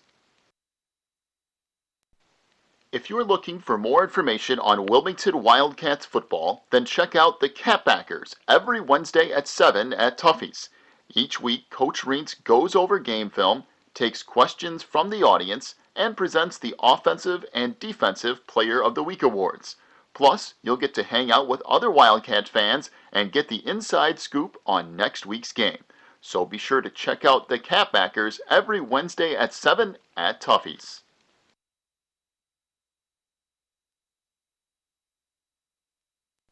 Warren's Collision Center is your hometown body shop. Your vehicle will get expert care with their drive-on frame rack and in their Bink spray booth. Warren's offers free estimates, pickup and delivery service, and they will get you set up with a loaner car while yours is in the shop. Warren's Collision Center is located at 242 North Front Street in Braidwood, or online anytime at warrenscollision.com. That's warrenscollision.com. Warren's Collision Center, where they care beyond the repair.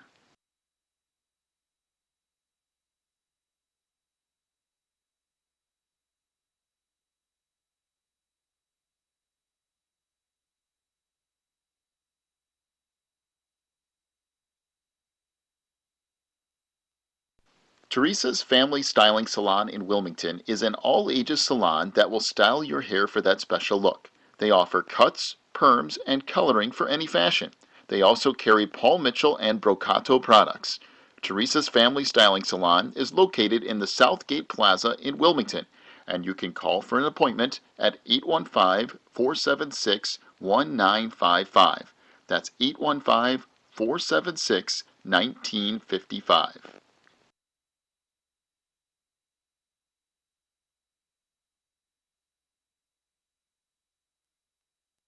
Pro Real Estate is a family-owned business established in 1983. Its staff and sales agents work in all areas of real estate sales, from first-time homebuyers to experienced investors. Located at 506 South Water Street in Wilmington, clients are welcome to stop by to discuss their real estate needs or visit our website at pro-homes.net. For a private consultation, contact us at 815-476-7916. Breezer Construction Company is a proud supporter of Wilmington Wildcats football on the Christian Internet Sports Network. For over 40 years, Breezer Construction Company has led the way in providing quality construction to the industrial, utility, and pipeline industries. For more information on Breezer Construction Company, go to breezerconstruction.com. That's breezerconstruction.com. Or call 815-521-0900.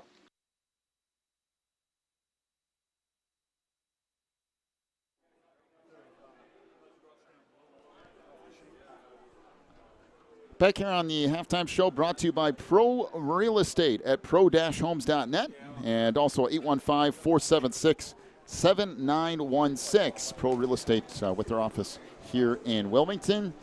A big thank you to them for sponsoring our halftime show here this year. There's no real way to sugarcoat this thing tonight. No. Coal City is winning 27-0, and quite frankly, it's not been that close. It should really be 34-0.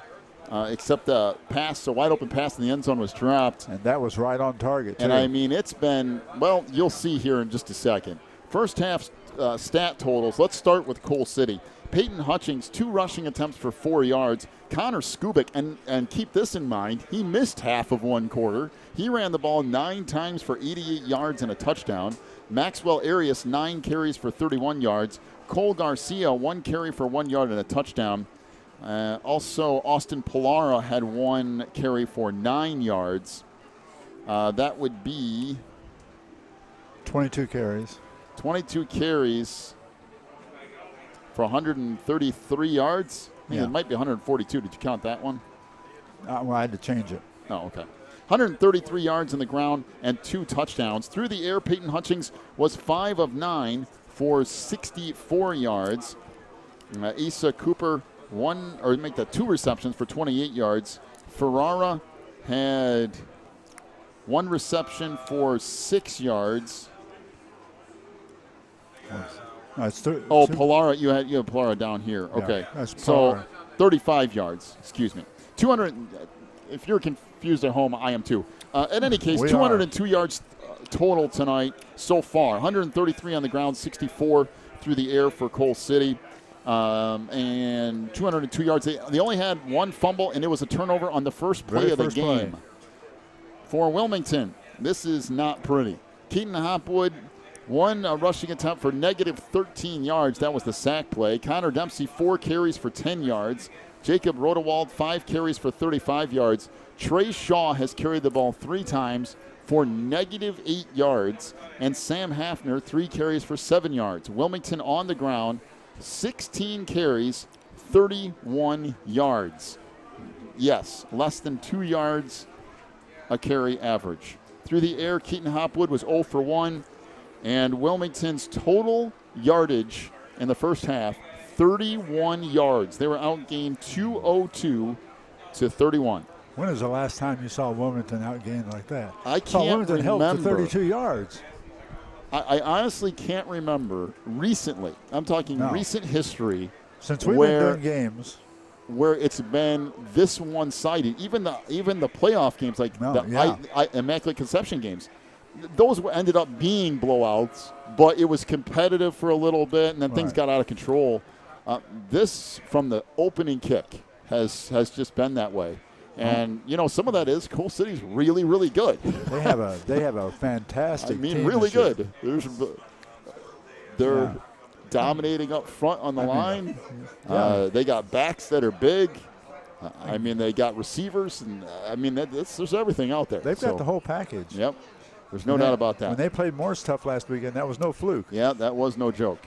So Coal City leads at 27-0 at the half.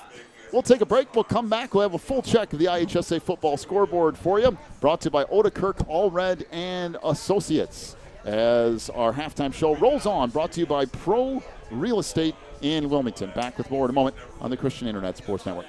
When you need the very best representation on your side, the attorneys and staff at Odekirk, Allred, and Associates are here to help with extensive professional experience in cases involving criminal defense, divorce, custody, personal injury, residential real estate, and driver's license reinstatement.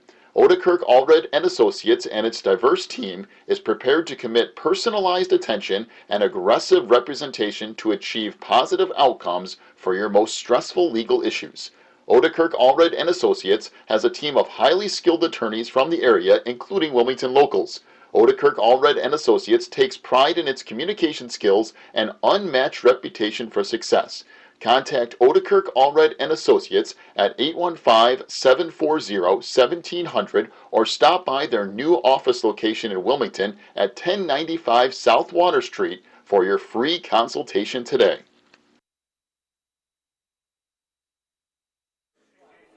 Back here on the halftime show, brought to you by Pro Real Estate at 815-476-7916. As the Coal City Kohlers lead it 27-0 over Wilmington, 5:20 to go on that halftime clock. So about 8 minutes when you add on the extra clock before the start of the second half.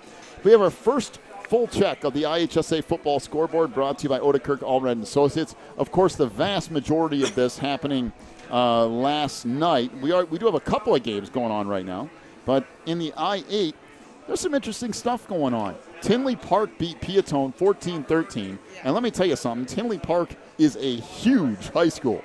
So for Peatone to go up there and only lose 14-13, that says something about the I-8. Herscher beats, I guess that's Clifton Central, 17-8. That says Central. I'm just Central? Okay. 17-8, Herscher gets the win there. Sandwich beats Harvard 30-20. Morton, here's the downside of this. Morton beat Streeter 54-13 last night. It was Marengo 31, Plano 15. Now, of course, Plano playing Marengo, that's a little bit of a step up. Lyle defeated Mantino last night. That's interesting. And there's some people saying, well, how in the world does that happen? Well, Lyle's better than people think they are. I mean, that's a good football team. And I don't think Mantino is quite as good as what we thought week one, based upon what we're seeing today against Coal City. I'm not really sure how strong Mantino ends up being. But in any case, Lyle wins 14-7 over Mantino. Reed Custer, holy smokes, when was the last time we saw this score for a Reed Custer team? 46-12 over Brooks College Prep. They beat him? 46-12. Really? Reed Custer beats Brooks College Prep. Now, granted, I've never heard of that school, but 46-12 is still a win. Yeah, that is a win. Also, Westmont 19-6 over Lakeview. Westmont coming off that 40-0 loss to Seneca the last week. And they win 19-6. Washington defeats Morris 28-7. Now, before you make a whole lot of comments about Morris, remember that right now they're in 4A, on the border of 4A, 5A. Washington is listed right now as the number one team in 5A. So to lose 28-7 isn't as bad as that looks, because that's a really good Washington football team. Okay, some other scores around. Westville beats Dwight 29-6. I guess it's the Dwight Gardner Co-op if you want to go that way. Westville beats Dwight 29-6. Marquette beats Seneca 31-0. So Seneca goes from beating Westmont 40-0 to losing 31-0. Some other scores from around the area. Holy smokes, is that right? Homewood Flossmoor beat Luther. I thought that said 72-8. Oh, okay. I was like, wow, if that's 72-8, that's a problem. All right, 8-7, Luther North with the lead over Homewood Flossmoor.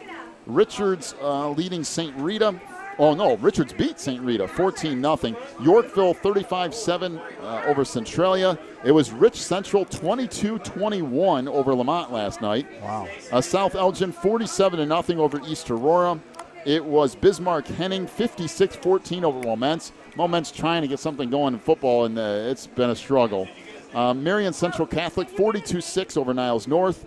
Wheaton Warrenville South 41-0 over Lockport, and their struggles kind of continue as of late.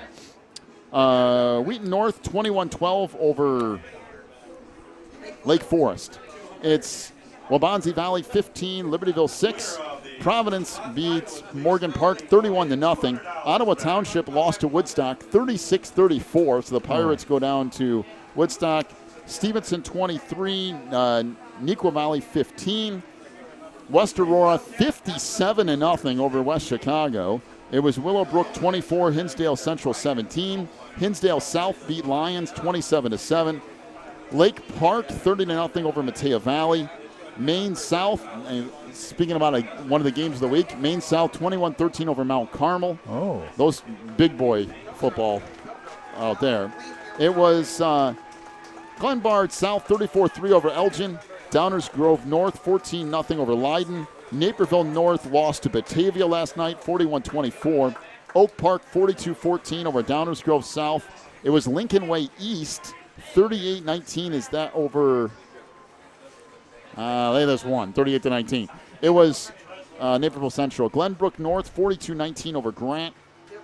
Lincoln Way West and Lincoln Way Central. Oh, that's interesting. Playing right now. They're tied at 7, so that's an active game here tonight. Plainfield South 41-7 over Romeoville. Oh, poor Romeoville. Plainfield Central 7-6 over Plainfield North. Minooka and Oswego was postponed. We don't have a score from that yet. Oswego East 31-6 over Joliet West. Hillcrest 14, Rich South nothing. It was Thornridge 30-7 over Lindblom. Why not? We might as well go through the rest of these. Oh, here, Glenbard West 42-0 over Proviso East. It was Glenbard East 38-15 over Bartlett. Plainfield East beat Joliet Central 25-18. So Joliet Central still struggling to get in the win column. Although I think, didn't they beat Romeoville the other night? Last year? I don't know. Sometime. St. Charles East 38-7 over Carmel. Get this score. You remember IC Catholic? You know, the team that won the Class 3A championship last couple of years that has beaten Wilmington? And you say, well, you know, I wonder how they would do if they went up in class. They beat Joliet Catholic 42-0 last night. Oh, no. So if that doesn't tell you something about IC, I don't know what will. So good luck, Coal City, in the playoffs against IC, because that's going to be interesting. Maine West 64-13 over Fenton. It was Chicago Christian 15-14 over Rockford Christian. Rolling Meadows 21-14 over Palatine. Aurora Christian defeated Urban Prep 34-14. Brother Rice blew out Crete Monee 42-16. That's kind of a surprise. Marion Catholic 28-0 over North Lawndale. Frankfort 21, Pinckneyville 7. Bolingbrook defeats St. Charles North 34-24. Richmond Burton 17, Aurora Central Catholic 8. Bloom 28-7 over Andrew. York 20-0 over Addison Trail. And Canelan 35-14 over Geneva. My goodness, can we get any more scores in it? Let's just go downstate while we're at. All right, once again, the I-8 scores. Tinley Park beat Piatone 14-13. Herscher 17, Central 8. Sandwich 30-20 over Harvard. It was Morton 54-13 over Streeter. Marengo 31-15 over Plano. Lyle 14, Mantino 7. Recuster 46-12 over Brooks College Prep. And Westmont 19-6 over Lakeview. And you know what? Let's wrap up the halftime show. I got to take one more commercial break. We're about ready to start the second half. That took like 8 minutes to go through that scoreboard. IHSA football scoreboard brought to you by Odekirk Allred and Associates. A big thank you to them this year. Take a break. Come back to the second half in a moment. Coal City leads at 27-0 over Wilmington. And we'll be back in just a second. The halftime show brought to you by Pro Real Estate in Wilmington. Quigley Technology Services is your local source for computer help. They have built numerous websites, including ours, here at the Christian Internet Sports Network.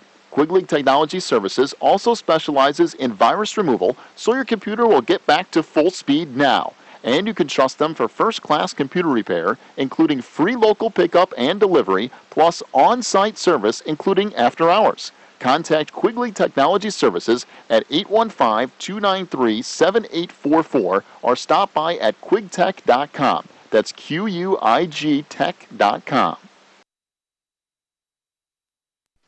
Phelan Acres Bible Church is the perfect place if you are looking for a church to call home. They have services every week, including Sunday school at 9:45, morning worship at 11, and Wednesday night prayer meetings at 7. Phelan Acres Bible Church is located at 26009 Willow Lane in Wilmington, Illinois. And for more information, call 815-476-7818. That's 815-476-7818. I really got ahead of myself. 27-0 is the lead for Coal City. Here over Wilmington, we get set for the start of the second half. And really, if you're Wilmington right now, you're just trying to build some positivity. Is trying to get something going here in the second half for you to go into next week's game with. Let's go Wildcats! Cats will be on the road next week against Sandwich. Be able to catch that game right here. Hopefully a 7 o'clock start. So kickoff from right to left here off the foot of Knutson. And that goes into the end zone. Picked up by Trey Shaw, 1 foot in the end zone. And that'll be an automatic touchback. And if you're Trey Shaw, taking a knee in the end zone would have been fine anyway, because I don't think you're getting back to the 20. The problem for Wilmington is they really haven't gone past midfield. The only time they did that was on the fumble, and then they went backwards 3 yards. How many first downs they have in the first half? They have one on a penalty. Well, not more than 2, I don't think. That's what I would say. I didn't keep track of it. I would say it's either 2 or 3. Yeah, there might have been a third, but it wasn't not a lot. Let's just say that. And that's how rough it's been. It's been a tough one. 27-0 is the lead here for Coal City. Just underway in the third. Back to the double wing again. Handoff goes Connor Dempsey.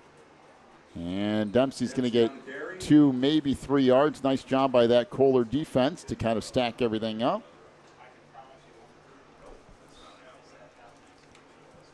Oh, no. Bring up 2nd down and 7 here for the Cats. Might have to check that radar. It looks like there's some interesting clouds off to the, what is that, the north? Yes. There was a lot going on north of us here, north and west, earlier today. I don't know if it's coming in now or not.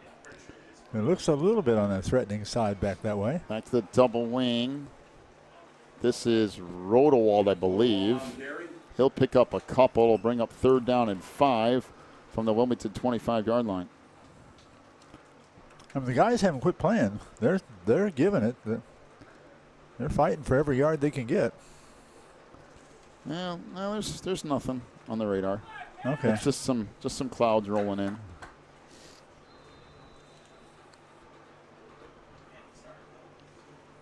So Wilmington will have it 3rd down and 5 from their own 25.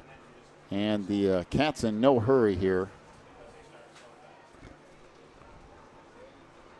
Yeah, they don't want to give away any of the clock to Coal City. They don't have to. So back to the double wing here. Handoff comes right side. Shaw has a 1st down. Goes out across the 35 to near the 36-yard line. And that will be a gain of 10 yards and a Wilmington 1st down. Wow, that's not been happening very often. He came flying right through there. Had a little bit of opening, a crease to go through. Hit it full bore. Well, Wilmington will have it 1st and 10. Actually, a gain of close to 11, almost out to the 36.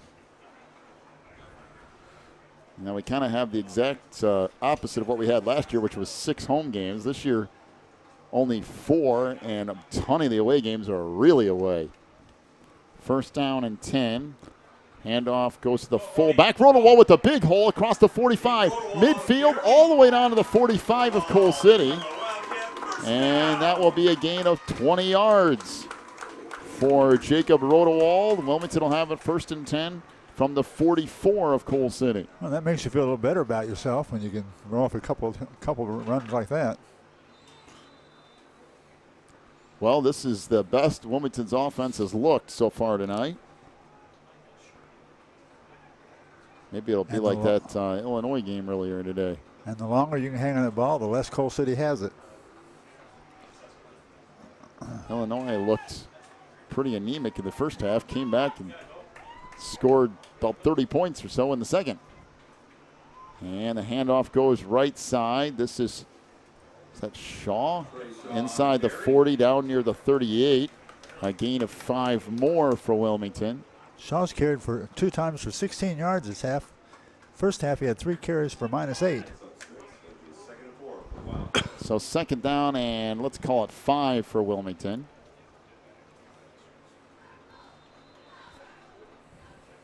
Again for the Cats, this second half, you're trying to get the ship righted a little bit here. We talked about getting that thing pointed in the right direction and then see what you got at the end of that. So back to the double wing here. Hopwood under center from the 39, and another bad snap, and Hopwood picks it up, and those kind of things you can't have. I think he's going to end up getting a yard or 2 out of it. It was very fortunate to get the ball back. So it'll bring up 3rd down and 4. But again, you're on a drive where you're moving the football and then do something like that and it costs you. Yeah. The one thing about it is they are in Coal City territory, so they could go for 2 more downs to get that last 4 yards. So 3rd down and 4 for Wilmington from the Coal City 38-yard line. Back to the double wing here with Dempsey on the near side. Rodewald is the fullback and Sean the far side. Handoff goes Dempsey, and Connor might have gotten a yard, and that was all him because there were defenders everywhere. He got hit just almost the same time he got the ball. And after a gain of a yard, it'll bring up 4th down and 3 for the Wildcats. And I mean, I don't know. What do you got in this bag that'll get you 4th and 3 against Coal City? How about a steamroller or something? I mean, maybe you go back to the screen pass. Maybe. Yeah, I'd be willing to try that. I don't know that I've got the confidence that they can run for 3 yards. Well, Wilmington taking all kinds of clock off. Dempsey now back in the shotgun. So Connor Dempsey at quarterback with Hopwood at the wing, and he drops a snap. So that gets blown up, a loss of 4 yards. Well, the few times they put Dempsey in shotgun, we had one play where they didn't get the handoff cleanly, and that lost 5 yards. This one here is a drop snap that loses another 5 yards. And just like that, the drive is killed on a couple of drop snaps, and it's 1st and 10 for Coal City from their own 41. So back to the I formation for Coal City, and they've been virtually unstoppable offensively. Handoff goes left side, and that's going to get stacked up after a gain of about 3, maybe close to 4. That is Connor Skubik. They'll give him close to 4. I mean, there's been some generous spots here tonight, that's for sure. Wilmington had one earlier, and I think if you said he got to the 45-yard line, that's wishful thinking, can you believe? 2nd down and 6 for Coal City. Pitch comes near side. Skubik gets the corner. He's going to have a 1st down based upon where they've been marking this. They're going to have a short chart. I don't understand where they're marking okay. So a gain there out to the midfield to be a yard short, 3rd down and 1.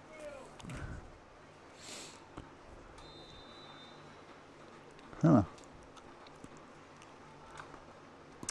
So 2 receivers to the far side. Back to the I formation here for Coal City. 3rd down and a yard from directly midfield.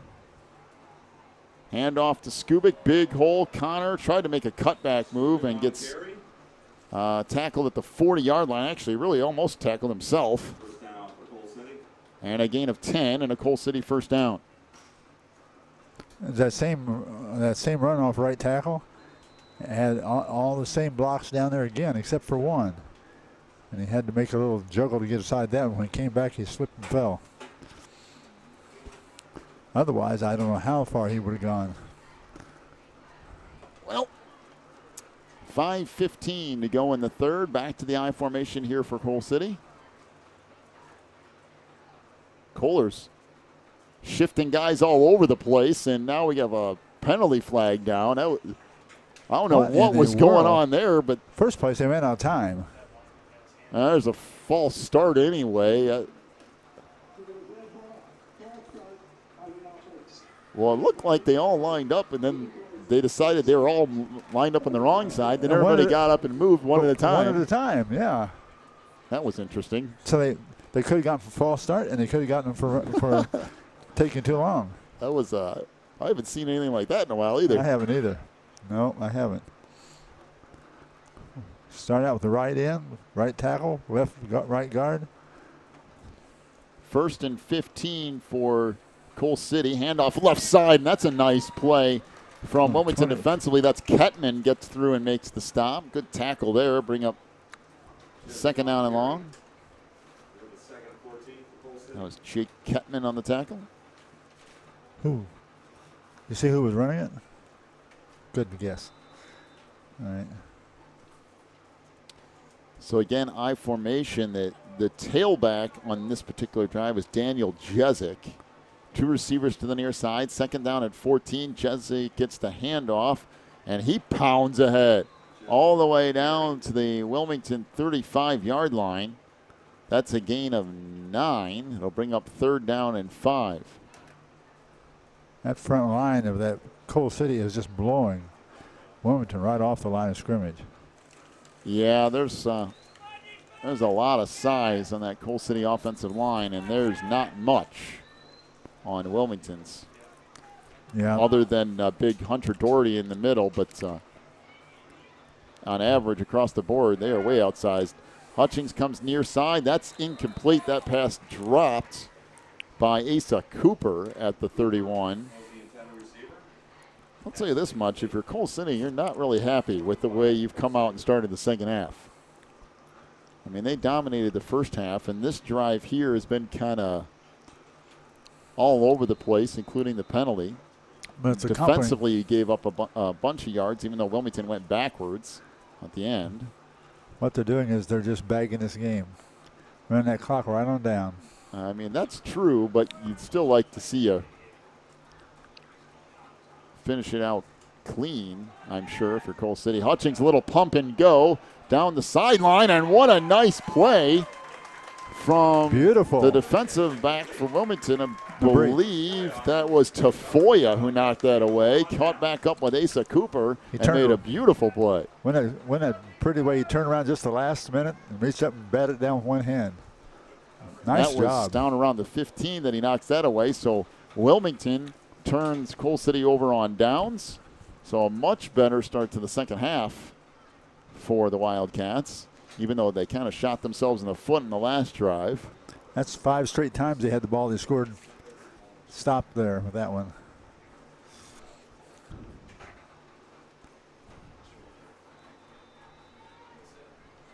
So Wilmington will have it 1st and 10 from their own 35.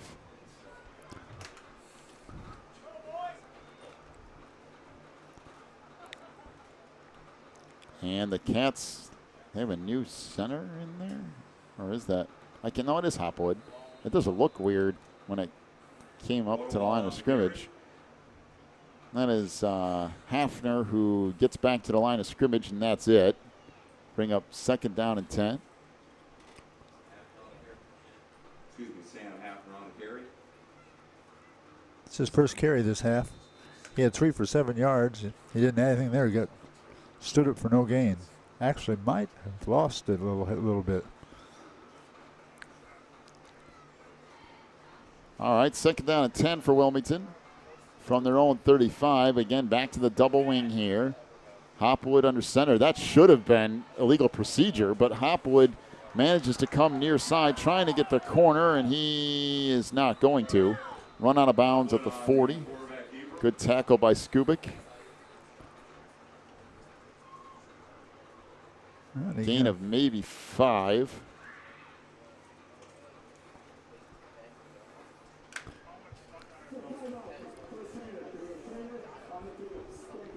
Well, the helmet from Kettman is stuck to Jacob Jasnos. And it's literally stuck to him. The helmet got ripped clean off of the head of Kettman. He put his hands up so well. I couldn't help it. So it'll be 3rd down is what it should be. They never changed it on the far side. It'll be 3rd down and 4. Is checking in for Kentman is Dave Schnitker, a 6'3", 304-pound junior. So he'll check in on the right side of that offensive line. So 3rd down and 4, back to the double wing here. Hopwood pitches it near side. This big hole off the right side, inside the 50, down to the 47-yard line of Coal City goes Sam Hafner. A gain of 13 and a Wilmington 1st down. Well, there's been a few showings of that offense tonight. Not very many, but there's another one, 13 yards for Hafner. Well, and if you're Wilmington, you just got to kind of go with what you got. There's not a whole lot of other tricks in the bag, I don't think. Yeah. And right now, it's been working in the second half, so I'd just keep doing it. both coaches are just kind of milking the clock. Wilmington's been trying to kickstart a couple of things, but not much yet. Hopwood under center, 1st and 10, and timeout to the Cats. The play clock had run all the way down to 1, so Wilmington has to burn a timeout on what would have been a delay of games. 1:56 to go in the third. 27-0 the lead for Coal City. Back with more Cats football in a moment here on the Christian Internet Sports Network. If you're looking for more information on Wilmington Wildcats football, then check out the Catbackers every Wednesday at 7 at Tuffy's. Each week, Coach Rinks goes over game film, takes questions from the audience, and presents the Offensive and Defensive Player of the Week awards. Plus, you'll get to hang out with other Wildcat fans and get the inside scoop on next week's game. So be sure to check out the Catbackers every Wednesday at 7 at Tuffy's.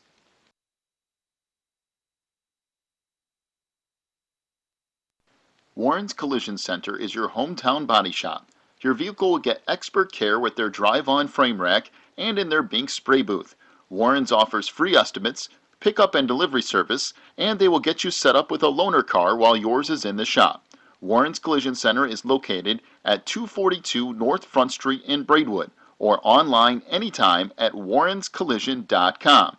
That's warrenscollision.com. Warren's Collision Center, where they care beyond the repair.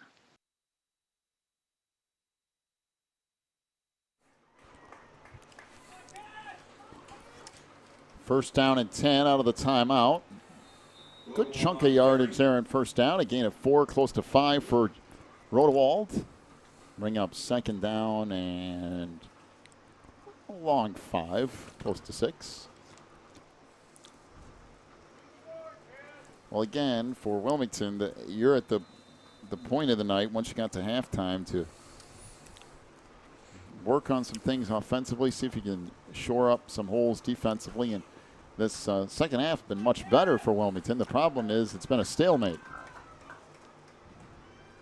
Yeah, they've played them to a standstill. In fact, they've actually controlled the ball better than Coal City this time. Well, this run goes inside the 40. Down to the 39-yard line. Bring up a 3rd and 2 for the Wildcats. Bring up third down. We'll call it along 2, close to 3. Under a minute to go here in the third. Again, Wilmington not in a particular hurry here.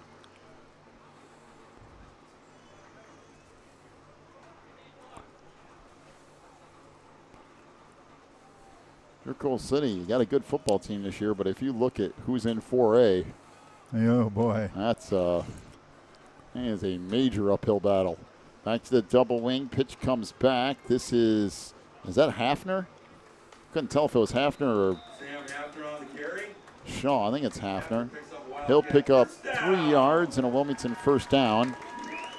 Down to the Coal City 36-yard line. So Shaw back in for Hafner. Was that Shaw or Hafner? It was Hafner. Hafner, okay. Shaw just checked back in here. I'll tell you one thing. Schnicker's come in there. Once Kettman came over to the sideline to get a little bit of a breather, and done a pretty good job on the right side of that line. In fact, he's stayed in there now.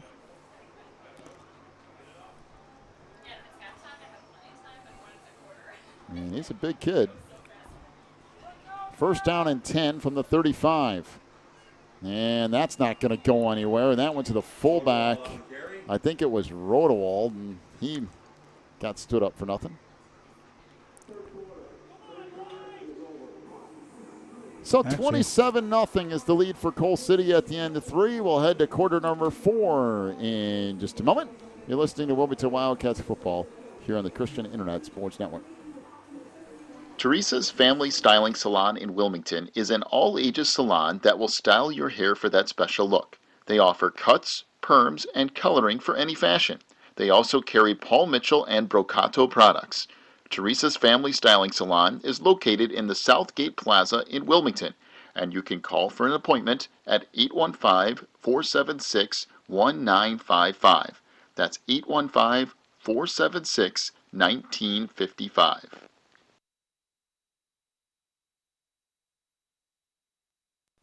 Pro Real Estate is a family-owned business established in 1983. Its staff and sales agents work in all areas of real estate sales, from first-time homebuyers to experienced investors. Located at 506 South Water Street in Wilmington, clients are welcome to stop by to discuss their real estate needs or visit our website at pro-homes.net.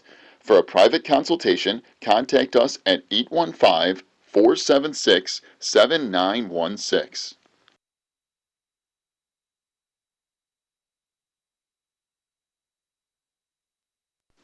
Breezer Construction Company is a proud supporter of Wilmington Wildcats football on the Christian Internet Sports Network. For over 40 years, Breezer Construction Company has led the way in providing quality construction to the industrial, utility, and pipeline industries. For more information on Breezer Construction Company, go to breezerconstruction.com. That's breezerconstruction.com. Or call 815-521-0900. To the fourth quarter we go. 27-0 is the lead for Coal City. Wilmington will have it second down and 11 from the Kohler 36-yard line. Shaw in motion, a little double handoff, and let's just say that didn't work. Connor Dempsey loses, I don't know, 6 or 7. They tried the double handoff, and Coal City was having none of that. Bring up third down and 17. Loss of 6 on the play. Last 2 times Connor's carried the ball, he's got a total of 10 yards lost. And quite frankly, that play there, there was nothing he's going to do with that. There are about 4 defenders waiting for him. Well, the problem with a play like that is you got to be controlling the line of scrimmage to get that play started. Yeah. And they haven't controlled the line of scrimmage most of the day. Or you at least have to be playing straight up. Right. To get it. But yeah, there's not enough. The guys aren't holding their blocks long enough to get there. Dempsey out of the shotgun, and he's sacked. Way back at the 50. And I mean, there's, I don't know, 3, 4, 5 Kohlers back there. I think it ended up being Austin. Was it Austin Pilara who made the initial hit? I mean, they put Dempsey in shotgun, and whenever that happens, they send everyone after him because they know he's going to hang on to the football. And they just sent everybody that they had. He had no chance. Yeah, they sent 3 extra guys blitzing. They knew exactly what Wilmington was going to do. Well, it's 4th down and 23. Wilmington has the ball at the Coal City 48. And Grant Imhoff is going to get set to punt this away here. Again, like we said earlier, though, it's still early. This is week 2. Coal City is a big team, a lot of experience coming off a matchup with a very good Morris team last week. And Wilmington's just going to have to go back to work this week and see if they can get things pointing in the right direction as that comes across the 25 to the 27 on the return by Asa Cooper. And Coal City will have it 1st and 10 from their own 27. There's every now and then you have a game like this, and you just got to be able to move to the next week and start over.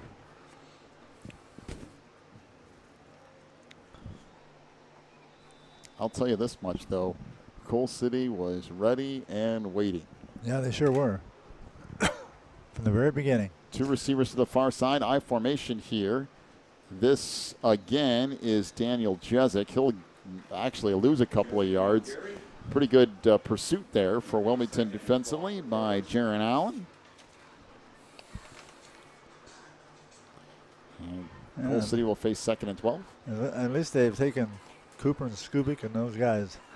Let them rest. Yeah, Cooper's headed out now. I mean, if you're Coal City, there's no point. I mean, you need those guys going forward. You don't need to get them banged up. Nope. Especially in 4A, you're really going to need them. Pitch comes near side. There's some good pursuit. Nice job defensively off the near side by Cam Holman. Jezik might have gotten a yard or 2, but boy, did Holman chase him down. Nice job. Very nice job. Good pursuit. Actually outran their back. So that'll bring up 3rd down and 11 for Coal City. Down under 9 minutes to go in the game. Sure to stick around for our post-game show, brought to you by Warren's Collision Center over there in Braidwood across from McDonald's. Incidentally, that's how good Scoopy and Company are. Oh, yeah. Trips receivers to the far side, 1 setback. That's Jezik, and we have a flag down. Somebody lined up offsides, it looks like.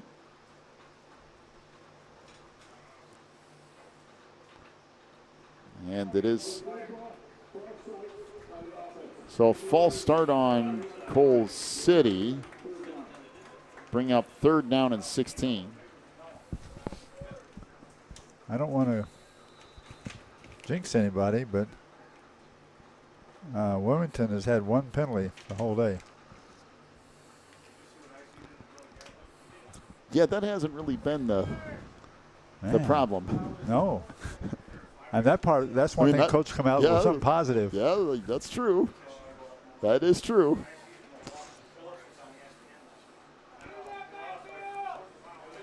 Two receivers to the near side, and we have another flag and a delay of game off the other penalty. Oh, yeah, they did. They got a delay of game after they already had it.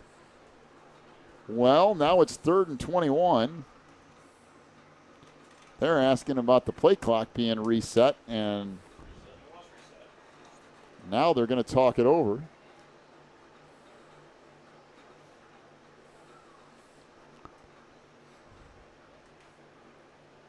So we'll see what they come out of here with. 8:08 to go in the game. 27-0 is the lead for Coal City. Wilmington again trying to get some positives out of this tonight.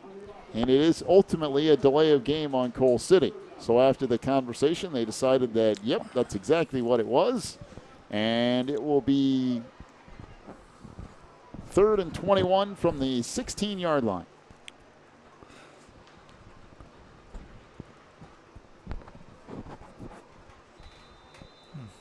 Well, 8:08 left on the clock, 4th quarter. All right, 2 receivers to the near side. I formation for the Kohlers. Handoff comes right side. Good job by Holman again in the middle of that line as he slings Jezik to the ground. It'll bring up 4th down and 19, I believe, after a gain of 2. So Tafoya will go back deep for the Cats. Wilmington should get pretty good field position out of this. So everything's spread out. Christian Knudsen will punt it away. Good snap. Boy, nice kick, too. Taken by Tafoya at the 46 of Wilmington. And he gets put to the ground at the 48. Nice play there by Ryan Wazalewski. There's a flag down on the far side. Oh, of course there is. I think we've reached the portion of the game where you go, yeah, unless it's something really, really significant here, can we just keep this clock running? Is that possible? I mean, it's about 90 degrees. I think both sides have decided this thing is probably done. Yeah, neither one are running to gain territory. They're just actually biding their time out right now. That's all they're doing. Both teams are taking as long as possible coming out of the huddle. And all of them are basically running up the middle. They just want the game to get over. Move on. Well, let's see what this penalty is. Holding on Wilmington somewhere in the middle of all that. So they'll back up the Cats 10 more yards. Well, unless you're going to make...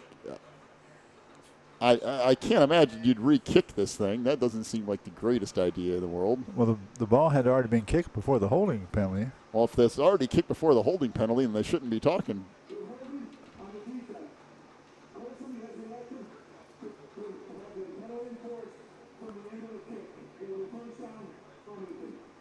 Okay, well, they elected to have the penalty enforced from the end of the kick. And I don't really know that you have a choice if it's after the kick is made anyway. I mean, right. it's accepting it or not, I guess you do. But if it's before the kick, I guess you could tack it on. I don't know. Really, at this point, it really doesn't. It doesn't matter a whole lot. First and 10 for Wilmington from the 36-yard line. We got 7:18 to go. And again, for the Cats, let's see if we can, we being the operative term, them. I'm not playing anything. Yeah. Well, I'd like to see I'm not playing anything at all. I'd like to see him move the ball. Let's see if they can get something going here. Hopwood under center here. Drops back the pass, looking down the middle of the field, fires deep down the field and overshot Connor Dempsey. Oh. He actually is pretty fortunate to get the pass off because he got lit up by Austin Pilara. Actually, if he'd have thrown the ball just about a second count sooner, would have had an excellent chance to get it completed. And Dempsey was open. And he wouldn't have had the pressure as much. The guy was over there to throw to.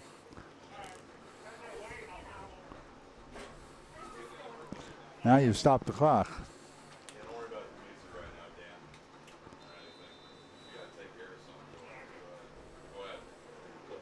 Second down and 10 for Wilmington from their own 36. 7:12 to go in this one.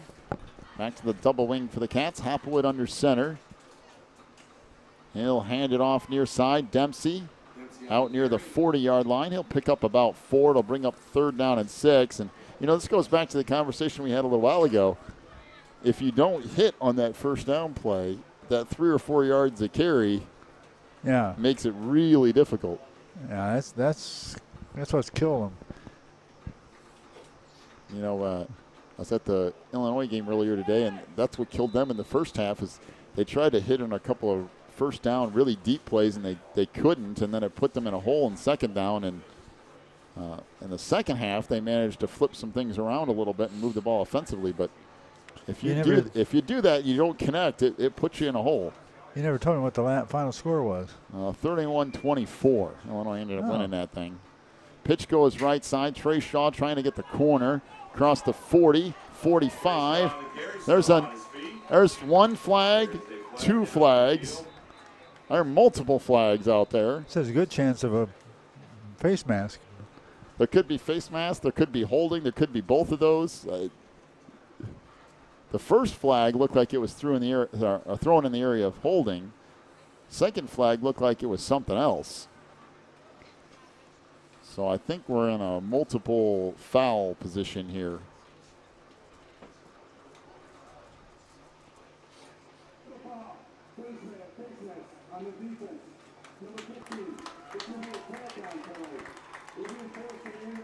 Well, it is a singular penalty. It's a personal foul face mask. So the face mask penalty will move it all the way down to the 33-yard line. Well, penalties so far today. Wilmington's had 1 penalty, and Coal City's had 7. And Coal City's only had 27-0. So penalties haven't been a key to this thing.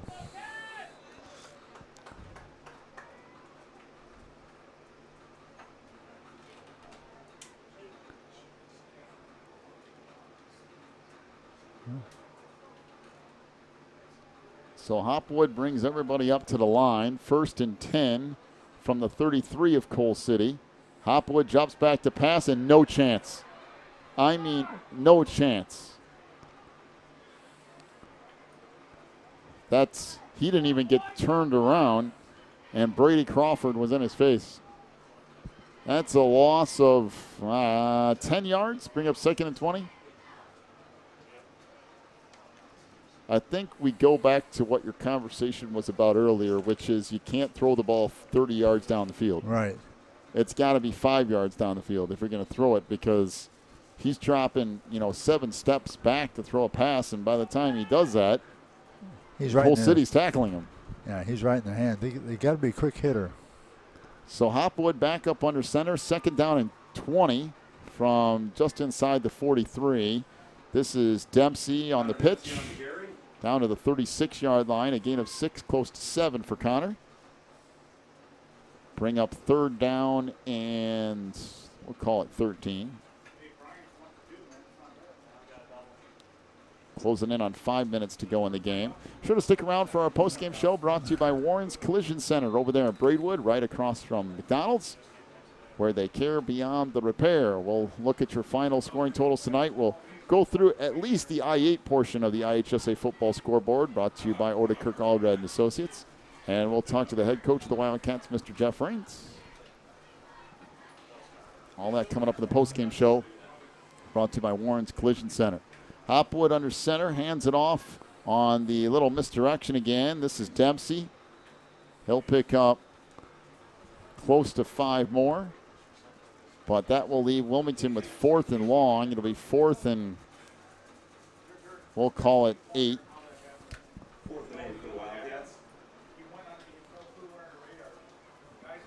The real problem is I don't know if you can drop back far enough to throw it 8 yards downfield. I mean, that sounds bad, but I'm being serious. I don't really know if there's enough time. Unless you put, if you put Hopwood in shotgun maybe, then you might add something. But yeah, you might be able to do that. Or if you throw a screen pass or something along those lines, that might work. But though he has had no time tonight when they've tried to drop back for a pass. 4th down and 8. Hopwood under center. He's going to drop back to pass. Under pressure again. Fires down the sideline. That is incomplete. And boy, did Keaton just take a shot. I mean, he took a shot right in the chest. I mean, if they keep throwing it like that, he's not going to be around much longer. He's struggling to get up now, and he took a helmet right in the chest. And I'll go over on downs to Coal City.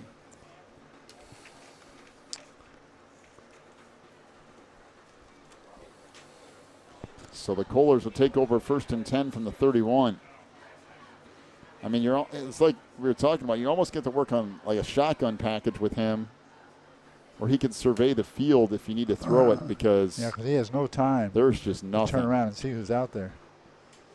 I formation, handoff goes left side, and getting across the 40, 45, out to the 47-yard line goes Daniel Jezik. Now, of course, we're not talking about tonight. That's over and done with, but for future opponents, especially playoff-wise, that might be something that they look at. Right. So 3:30 to go in the game, 27-0 Coal City, and it's been that dominant. Wilmington has really not come close to scoring tonight. About the closest they've got is 30-some yards out, right around the 40-yard line. So to the 2-back set go the Kohlers.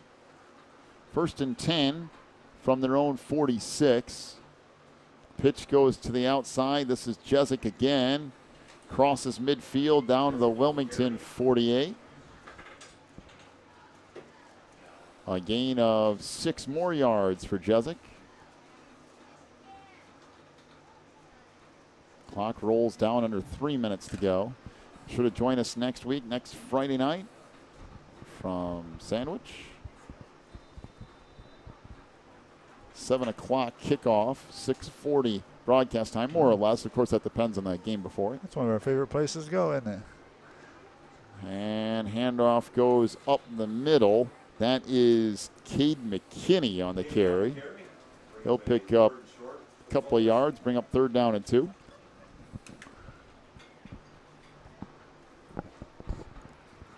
So both teams right now focused on getting out of here injury-free. Right. Wilmington has a long schedule ahead of them. A conference championship to possibly play for. Playoff run maybe in the future, so they need to be healthy. Coal City's got a lot coming back, and they're going to have a very good shot in the large division, if not ultimately the large division champions. They play like this. And, of course, they have a playoff run looking forward to, so you don't want to get anybody injured here tonight. This is that Jezik again. He got maybe a yard. And it'll bring up now 4th down with a minute and a half to go in the game.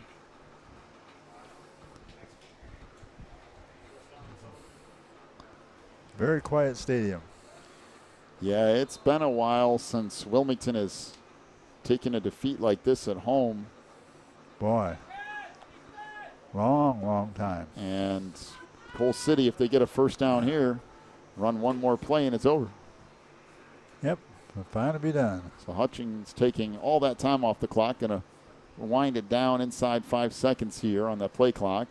They'll snap it with 1 second, and Hutchings will get the first down. Picks up about 3 yards, and Cole City will have to take a knee here, but that's going to be it, as clock will wind down to a close.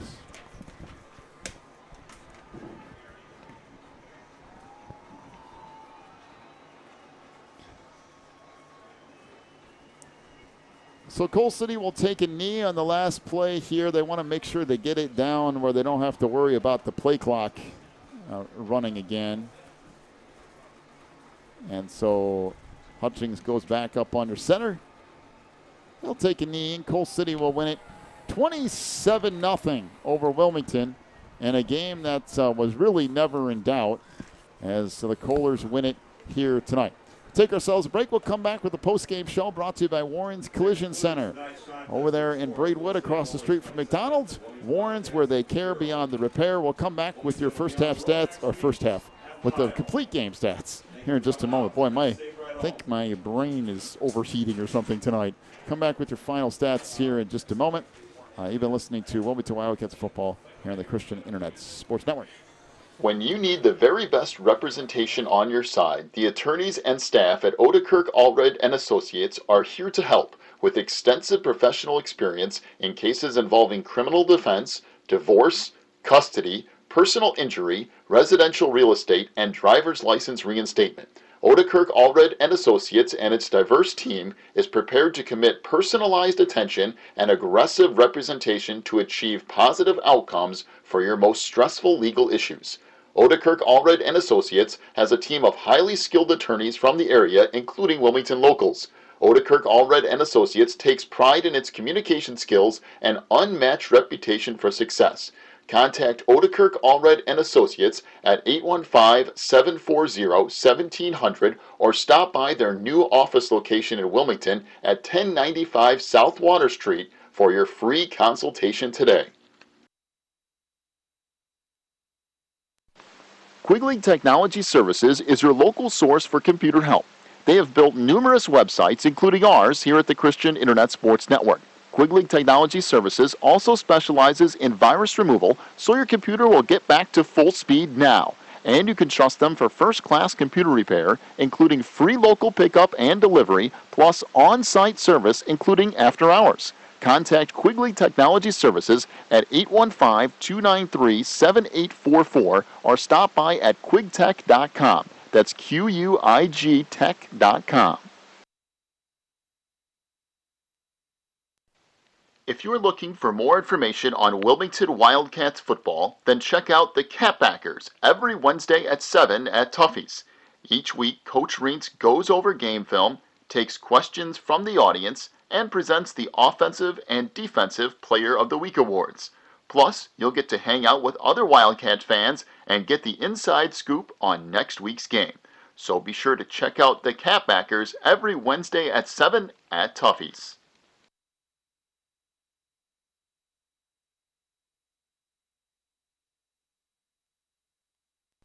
Warren's Collision Center is your hometown body shop. Your vehicle will get expert care with their drive-on frame rack and in their Bink spray booth. Warren's offers free estimates, pickup and delivery service, and they will get you set up with a loaner car while yours is in the shop. Warren's Collision Center is located at 242 North Front Street in Braidwood, or online anytime at warrenscollision.com. That's warrenscollision.com.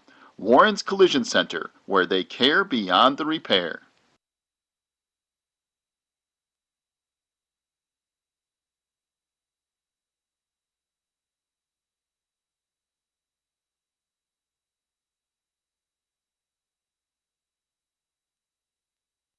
Teresa's Family Styling Salon in Wilmington is an all-ages salon that will style your hair for that special look. They offer cuts, perms, and coloring for any fashion.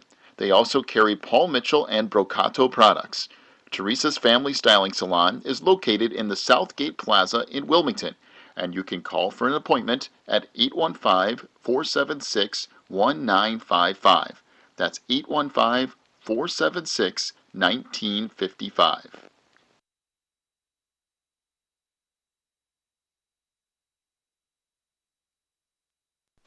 Pro Real Estate is a family-owned business established in 1983. Its staff and sales agents work in all areas of real estate sales, from first-time homebuyers to experienced investors. Located at 506 South Water Street in Wilmington, clients are welcome to stop by to discuss their real estate needs or visit our website at pro-homes.net. For a private consultation, contact us at 815-476-7916. Breezer Construction Company is a proud supporter of Wilmington Wildcats football on the Christian Internet Sports Network. For over 40 years, Breezer Construction Company has led the way in providing quality construction to the industrial, utility, and pipeline industries. For more information on Breezer Construction Company, go to breezerconstruction.com. That's breezerconstruction.com. Or call 815-521-0900. Back here on the postgame show, brought to you by Warren's Collision Center over in Braidwood, right across the street from McDonald's, where they care beyond the repair. Coal City wins it tonight, 27-0 over Wilmington. We'll get to your final totals here in just a moment. We'll also have a full check, I shouldn't say full, half check of the IHSA football scoreboard. Do that here in just a few minutes. Sure to join us again next week. Be on the road at Sandwich. Be about a 6:40 start time or so, depending on how that first game goes. You got to, for this game tonight, you just got to put that one in the rearview mirror and start over again next week, I do believe. Final scoring totals, the stats here for Coal City. Rushing the football, Peyton Hutchings, 3 carries for 7 yards. Connor Skubik, 12 rushing attempts for 106 yards and a touchdown. Maxwell Arias, 9 carries for 31 yards. Daniel Jezik, 8 carries for 33 yards. Cade McKinney had 1 carry for 2 yards. And Cole Garcia, 1 carry for 1 yard and a touchdown. Coal City, 35 rushing attempts, 189 yards and a couple of scores.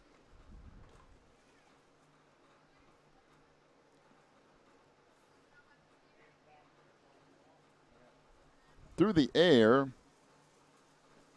Peyton Hutchings was 5 of 11 for 69 yards. Same stats we had in the first half. That's Ferrara with a couple of catches for 35 yards. Asa Cooper had 2 receptions for 28 yards. The only real turnover tonight for Coal City was that fumble, the very first play of the game, and that was it. So the Kohlers end up with 255 yards of total offense. For Wilmington, rushing the football, Keaton Hopwood, 5 rushing attempts for negative 23 yards. It was Connor Dempsey, 11 carries for 19 yards. Jacob Rodewald ran the ball 9 times for 60 yards. Trey Shaw, 5 carries for 8 yards. Sam Hafner, 7 rushing attempts for 26 yards. On the night, 37 carries for Wilmington for 88 yards. They didn't even get to 3 yards a carry on the night. Through the air, Keaton Hopwood was 0 for 3. And he really had no shot on just about anything. He just, every time he dropped back to pass, he was just getting lit up. So Wilmington tonight, 88 yards of total offense. They were outgained 255 to 88. And when's the last time you ever saw a Wilmington team get 88 yards in a game? And I mean, really, they gave up 255 yards of offense. Not like they gave up 600 yards of offense or something, but I mean, no doubt, Coal City in the first half was moving the football. And the second half, Coal City called the dogs off, basically. And the fourth quarter for sure. Third quarter, they were kind of, and then the fourth quarter, they were pulling some guys and doing some things. So it was definitely a one-sided affair tonight. And Coal City wins at 27-0. That will move the Kohlers to 1-1 on the year. Wilmington as well will be at 1-1. And, again, you got to kind of just put this one in the rearview mirror, learn some lessons, move on, and focus on the next one because, quite frankly, there's not a whole lot you were going to do tonight that was going to change the outcome of that game. So I again say the Wilmington players never stop playing. Yeah, they never do. They just didn't have enough tonight. Yeah, they didn't have it tonight, and that was just give Coal City credit for being a good team. That's just the way it is. It's not no fault, no shame in that. I will say, after all that, this field held up remarkably well. Didn't it? It was amazing. Remarkably well. Yeah, it's still in very good shape after that game's over.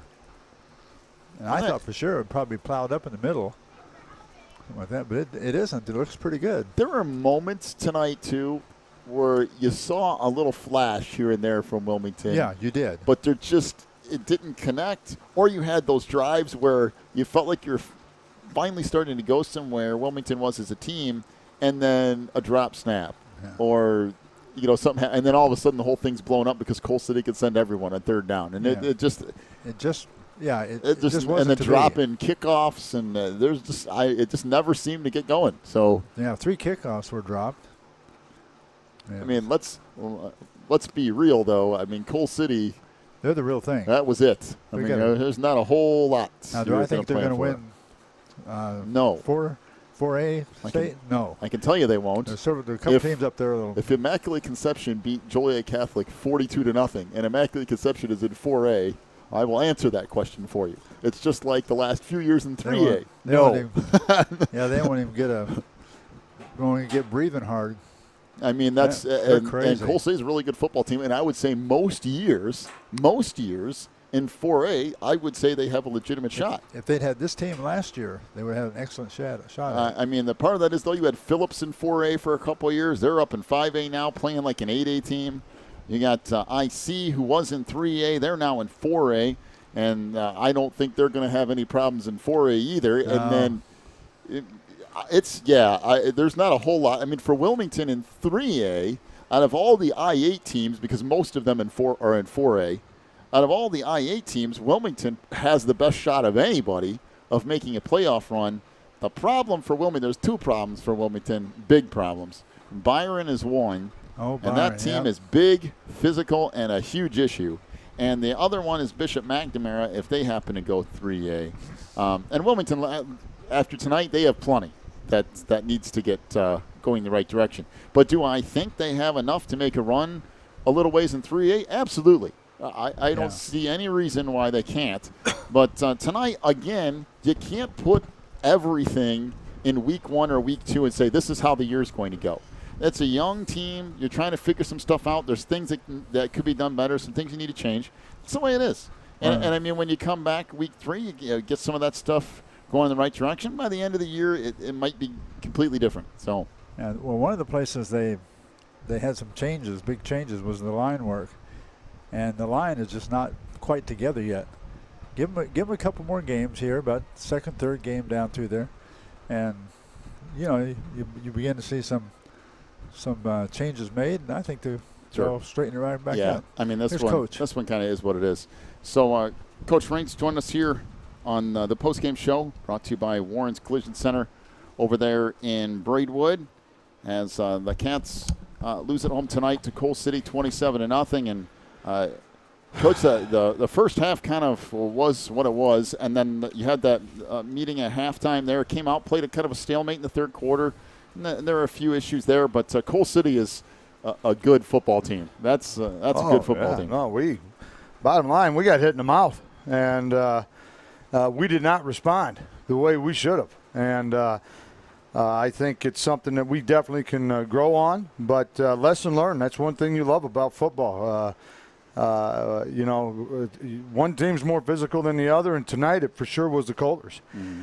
Might hat off to them. I knew going into the season they were going to be a good football team. I know last week they had a tough one with Morris, but they're physical up front, and that's what got us. And then we panicked. We started doing our own thing, trying to do other people's jobs a little bit, then we hit. When it rained, it poured there for a little bit. When we fumbled a few things, got the punt blocked. We got other things to take care of. But I will say I definitely think there's things that we can work on and build on from the second half. But it hurts. Oh, this hurts a lot. I mean, no doubt. We're very fortunate. We don't go through these situations a whole lot. But when you do, you make sure nobody's pointing fingers at anybody. It's a team when you win. It's a team when you lose.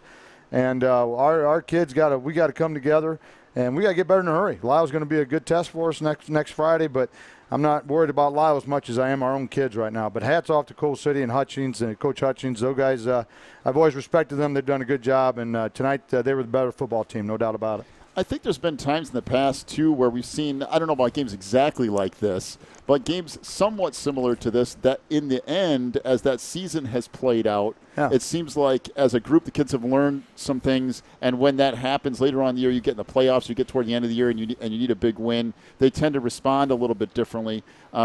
Is there something that week 1 or week 2 game like this is a little bit better, at least in my mind, is getting that late kind of game, because you can learn some things and kind of move some things in a different direction later on. Yeah, no, I totally agree. We need to build on it. Yeah. There's no doubt about it. This is always a game where you can go back to as a coach and when things aren't going right, well, hey, things weren't going right at Coal City week either, and look what happened there. So something we got to build on, no doubt about it. Our kids were good in the locker room after the game. We're definitely disappointed.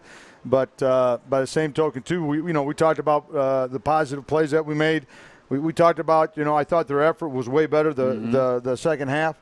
Execution, is not. And so, but, again, some of that has to do with us. A lot of it has to do with Coal City. And, again, my hat's off to them. They not only have some nice linemen, but they got all-around great speed. Yeah. And they're going to be a heck of a team. It's going to take a really good team to beat them. One thing I've always liked, no matter across the board, your kids never give up. Never give up. Play 100% all the time, if not play harder when things get a little bit behind. And there are some things that can be done differently and some decisions that can be made, sure. But as a coach, I'm sure that's what you like to see is, hey, we're still going, we're still fighting, we're not going to lay down. There was as a coach, when you go through a first half like that and then you sit in the locker room and you challenge your kids, now you're on the, whatever you say, on the plank. Either you're jumping in the water or you're going to fight back and get back on the ship, And our kids fought back. Yep. And I've been on teams before where the kids have jumped in the water and they don't want no part of it. So I appreciate you saying that, but they did fight back tonight. And, now it's how we react. How do we react? And we got to play better. And I think there were some positives, like you said, some definite positives we can take away. All right, Coach, we'll see how things look this week going into your Week 3 matchup. And, again, at Catbackers, everybody come out and join that as well and get in on some of that discussion. But we'll see kind of how things go from Week 2 to Week 3. Hopefully the kids will have some growth. Yeah, no, I hope so, too. We got a big game, and so we'll see where we're at. But I appreciate it. Thank you, Coach. Appreciate you coming up here. And the Postgame Show brought to you by Warren's Collision Center as the Cats lose at home tonight to Coal City 27-0. We'll be back on the road next week. I had that completely wrong. I've been saying sandwich all night. I don't know what I was thinking. Yeah, Lyle then sandwich. I had that flipped around in my mind. Lyle, no matter what, it's on the road next week anyway. Both of them? Yeah, at Lyle, then at Sandwich. So we go to Benedictine University next week, and then at Sandwich. I had them flipped around in my head for some reason. Benedictine is a beautiful place to play. I hate that place. Yeah, I know. It's kind of a dead. And the way they played against Mantino the other night, that's going to be interesting. Oh, I guess they are really something to behold this year. They're better, no doubt. So Coal City 27-0 over Wilmington tonight. Both teams at 1-1. We'll see you next week. My fault, from Lyle. Up at Benedictine University. 6:40 roughly. Start time at 7. We know how that usually goes anyway. So we'll wrap it up here tonight from Becker Field at Rinks Stadium. Coal City wins at 27-0. We'll see you next week right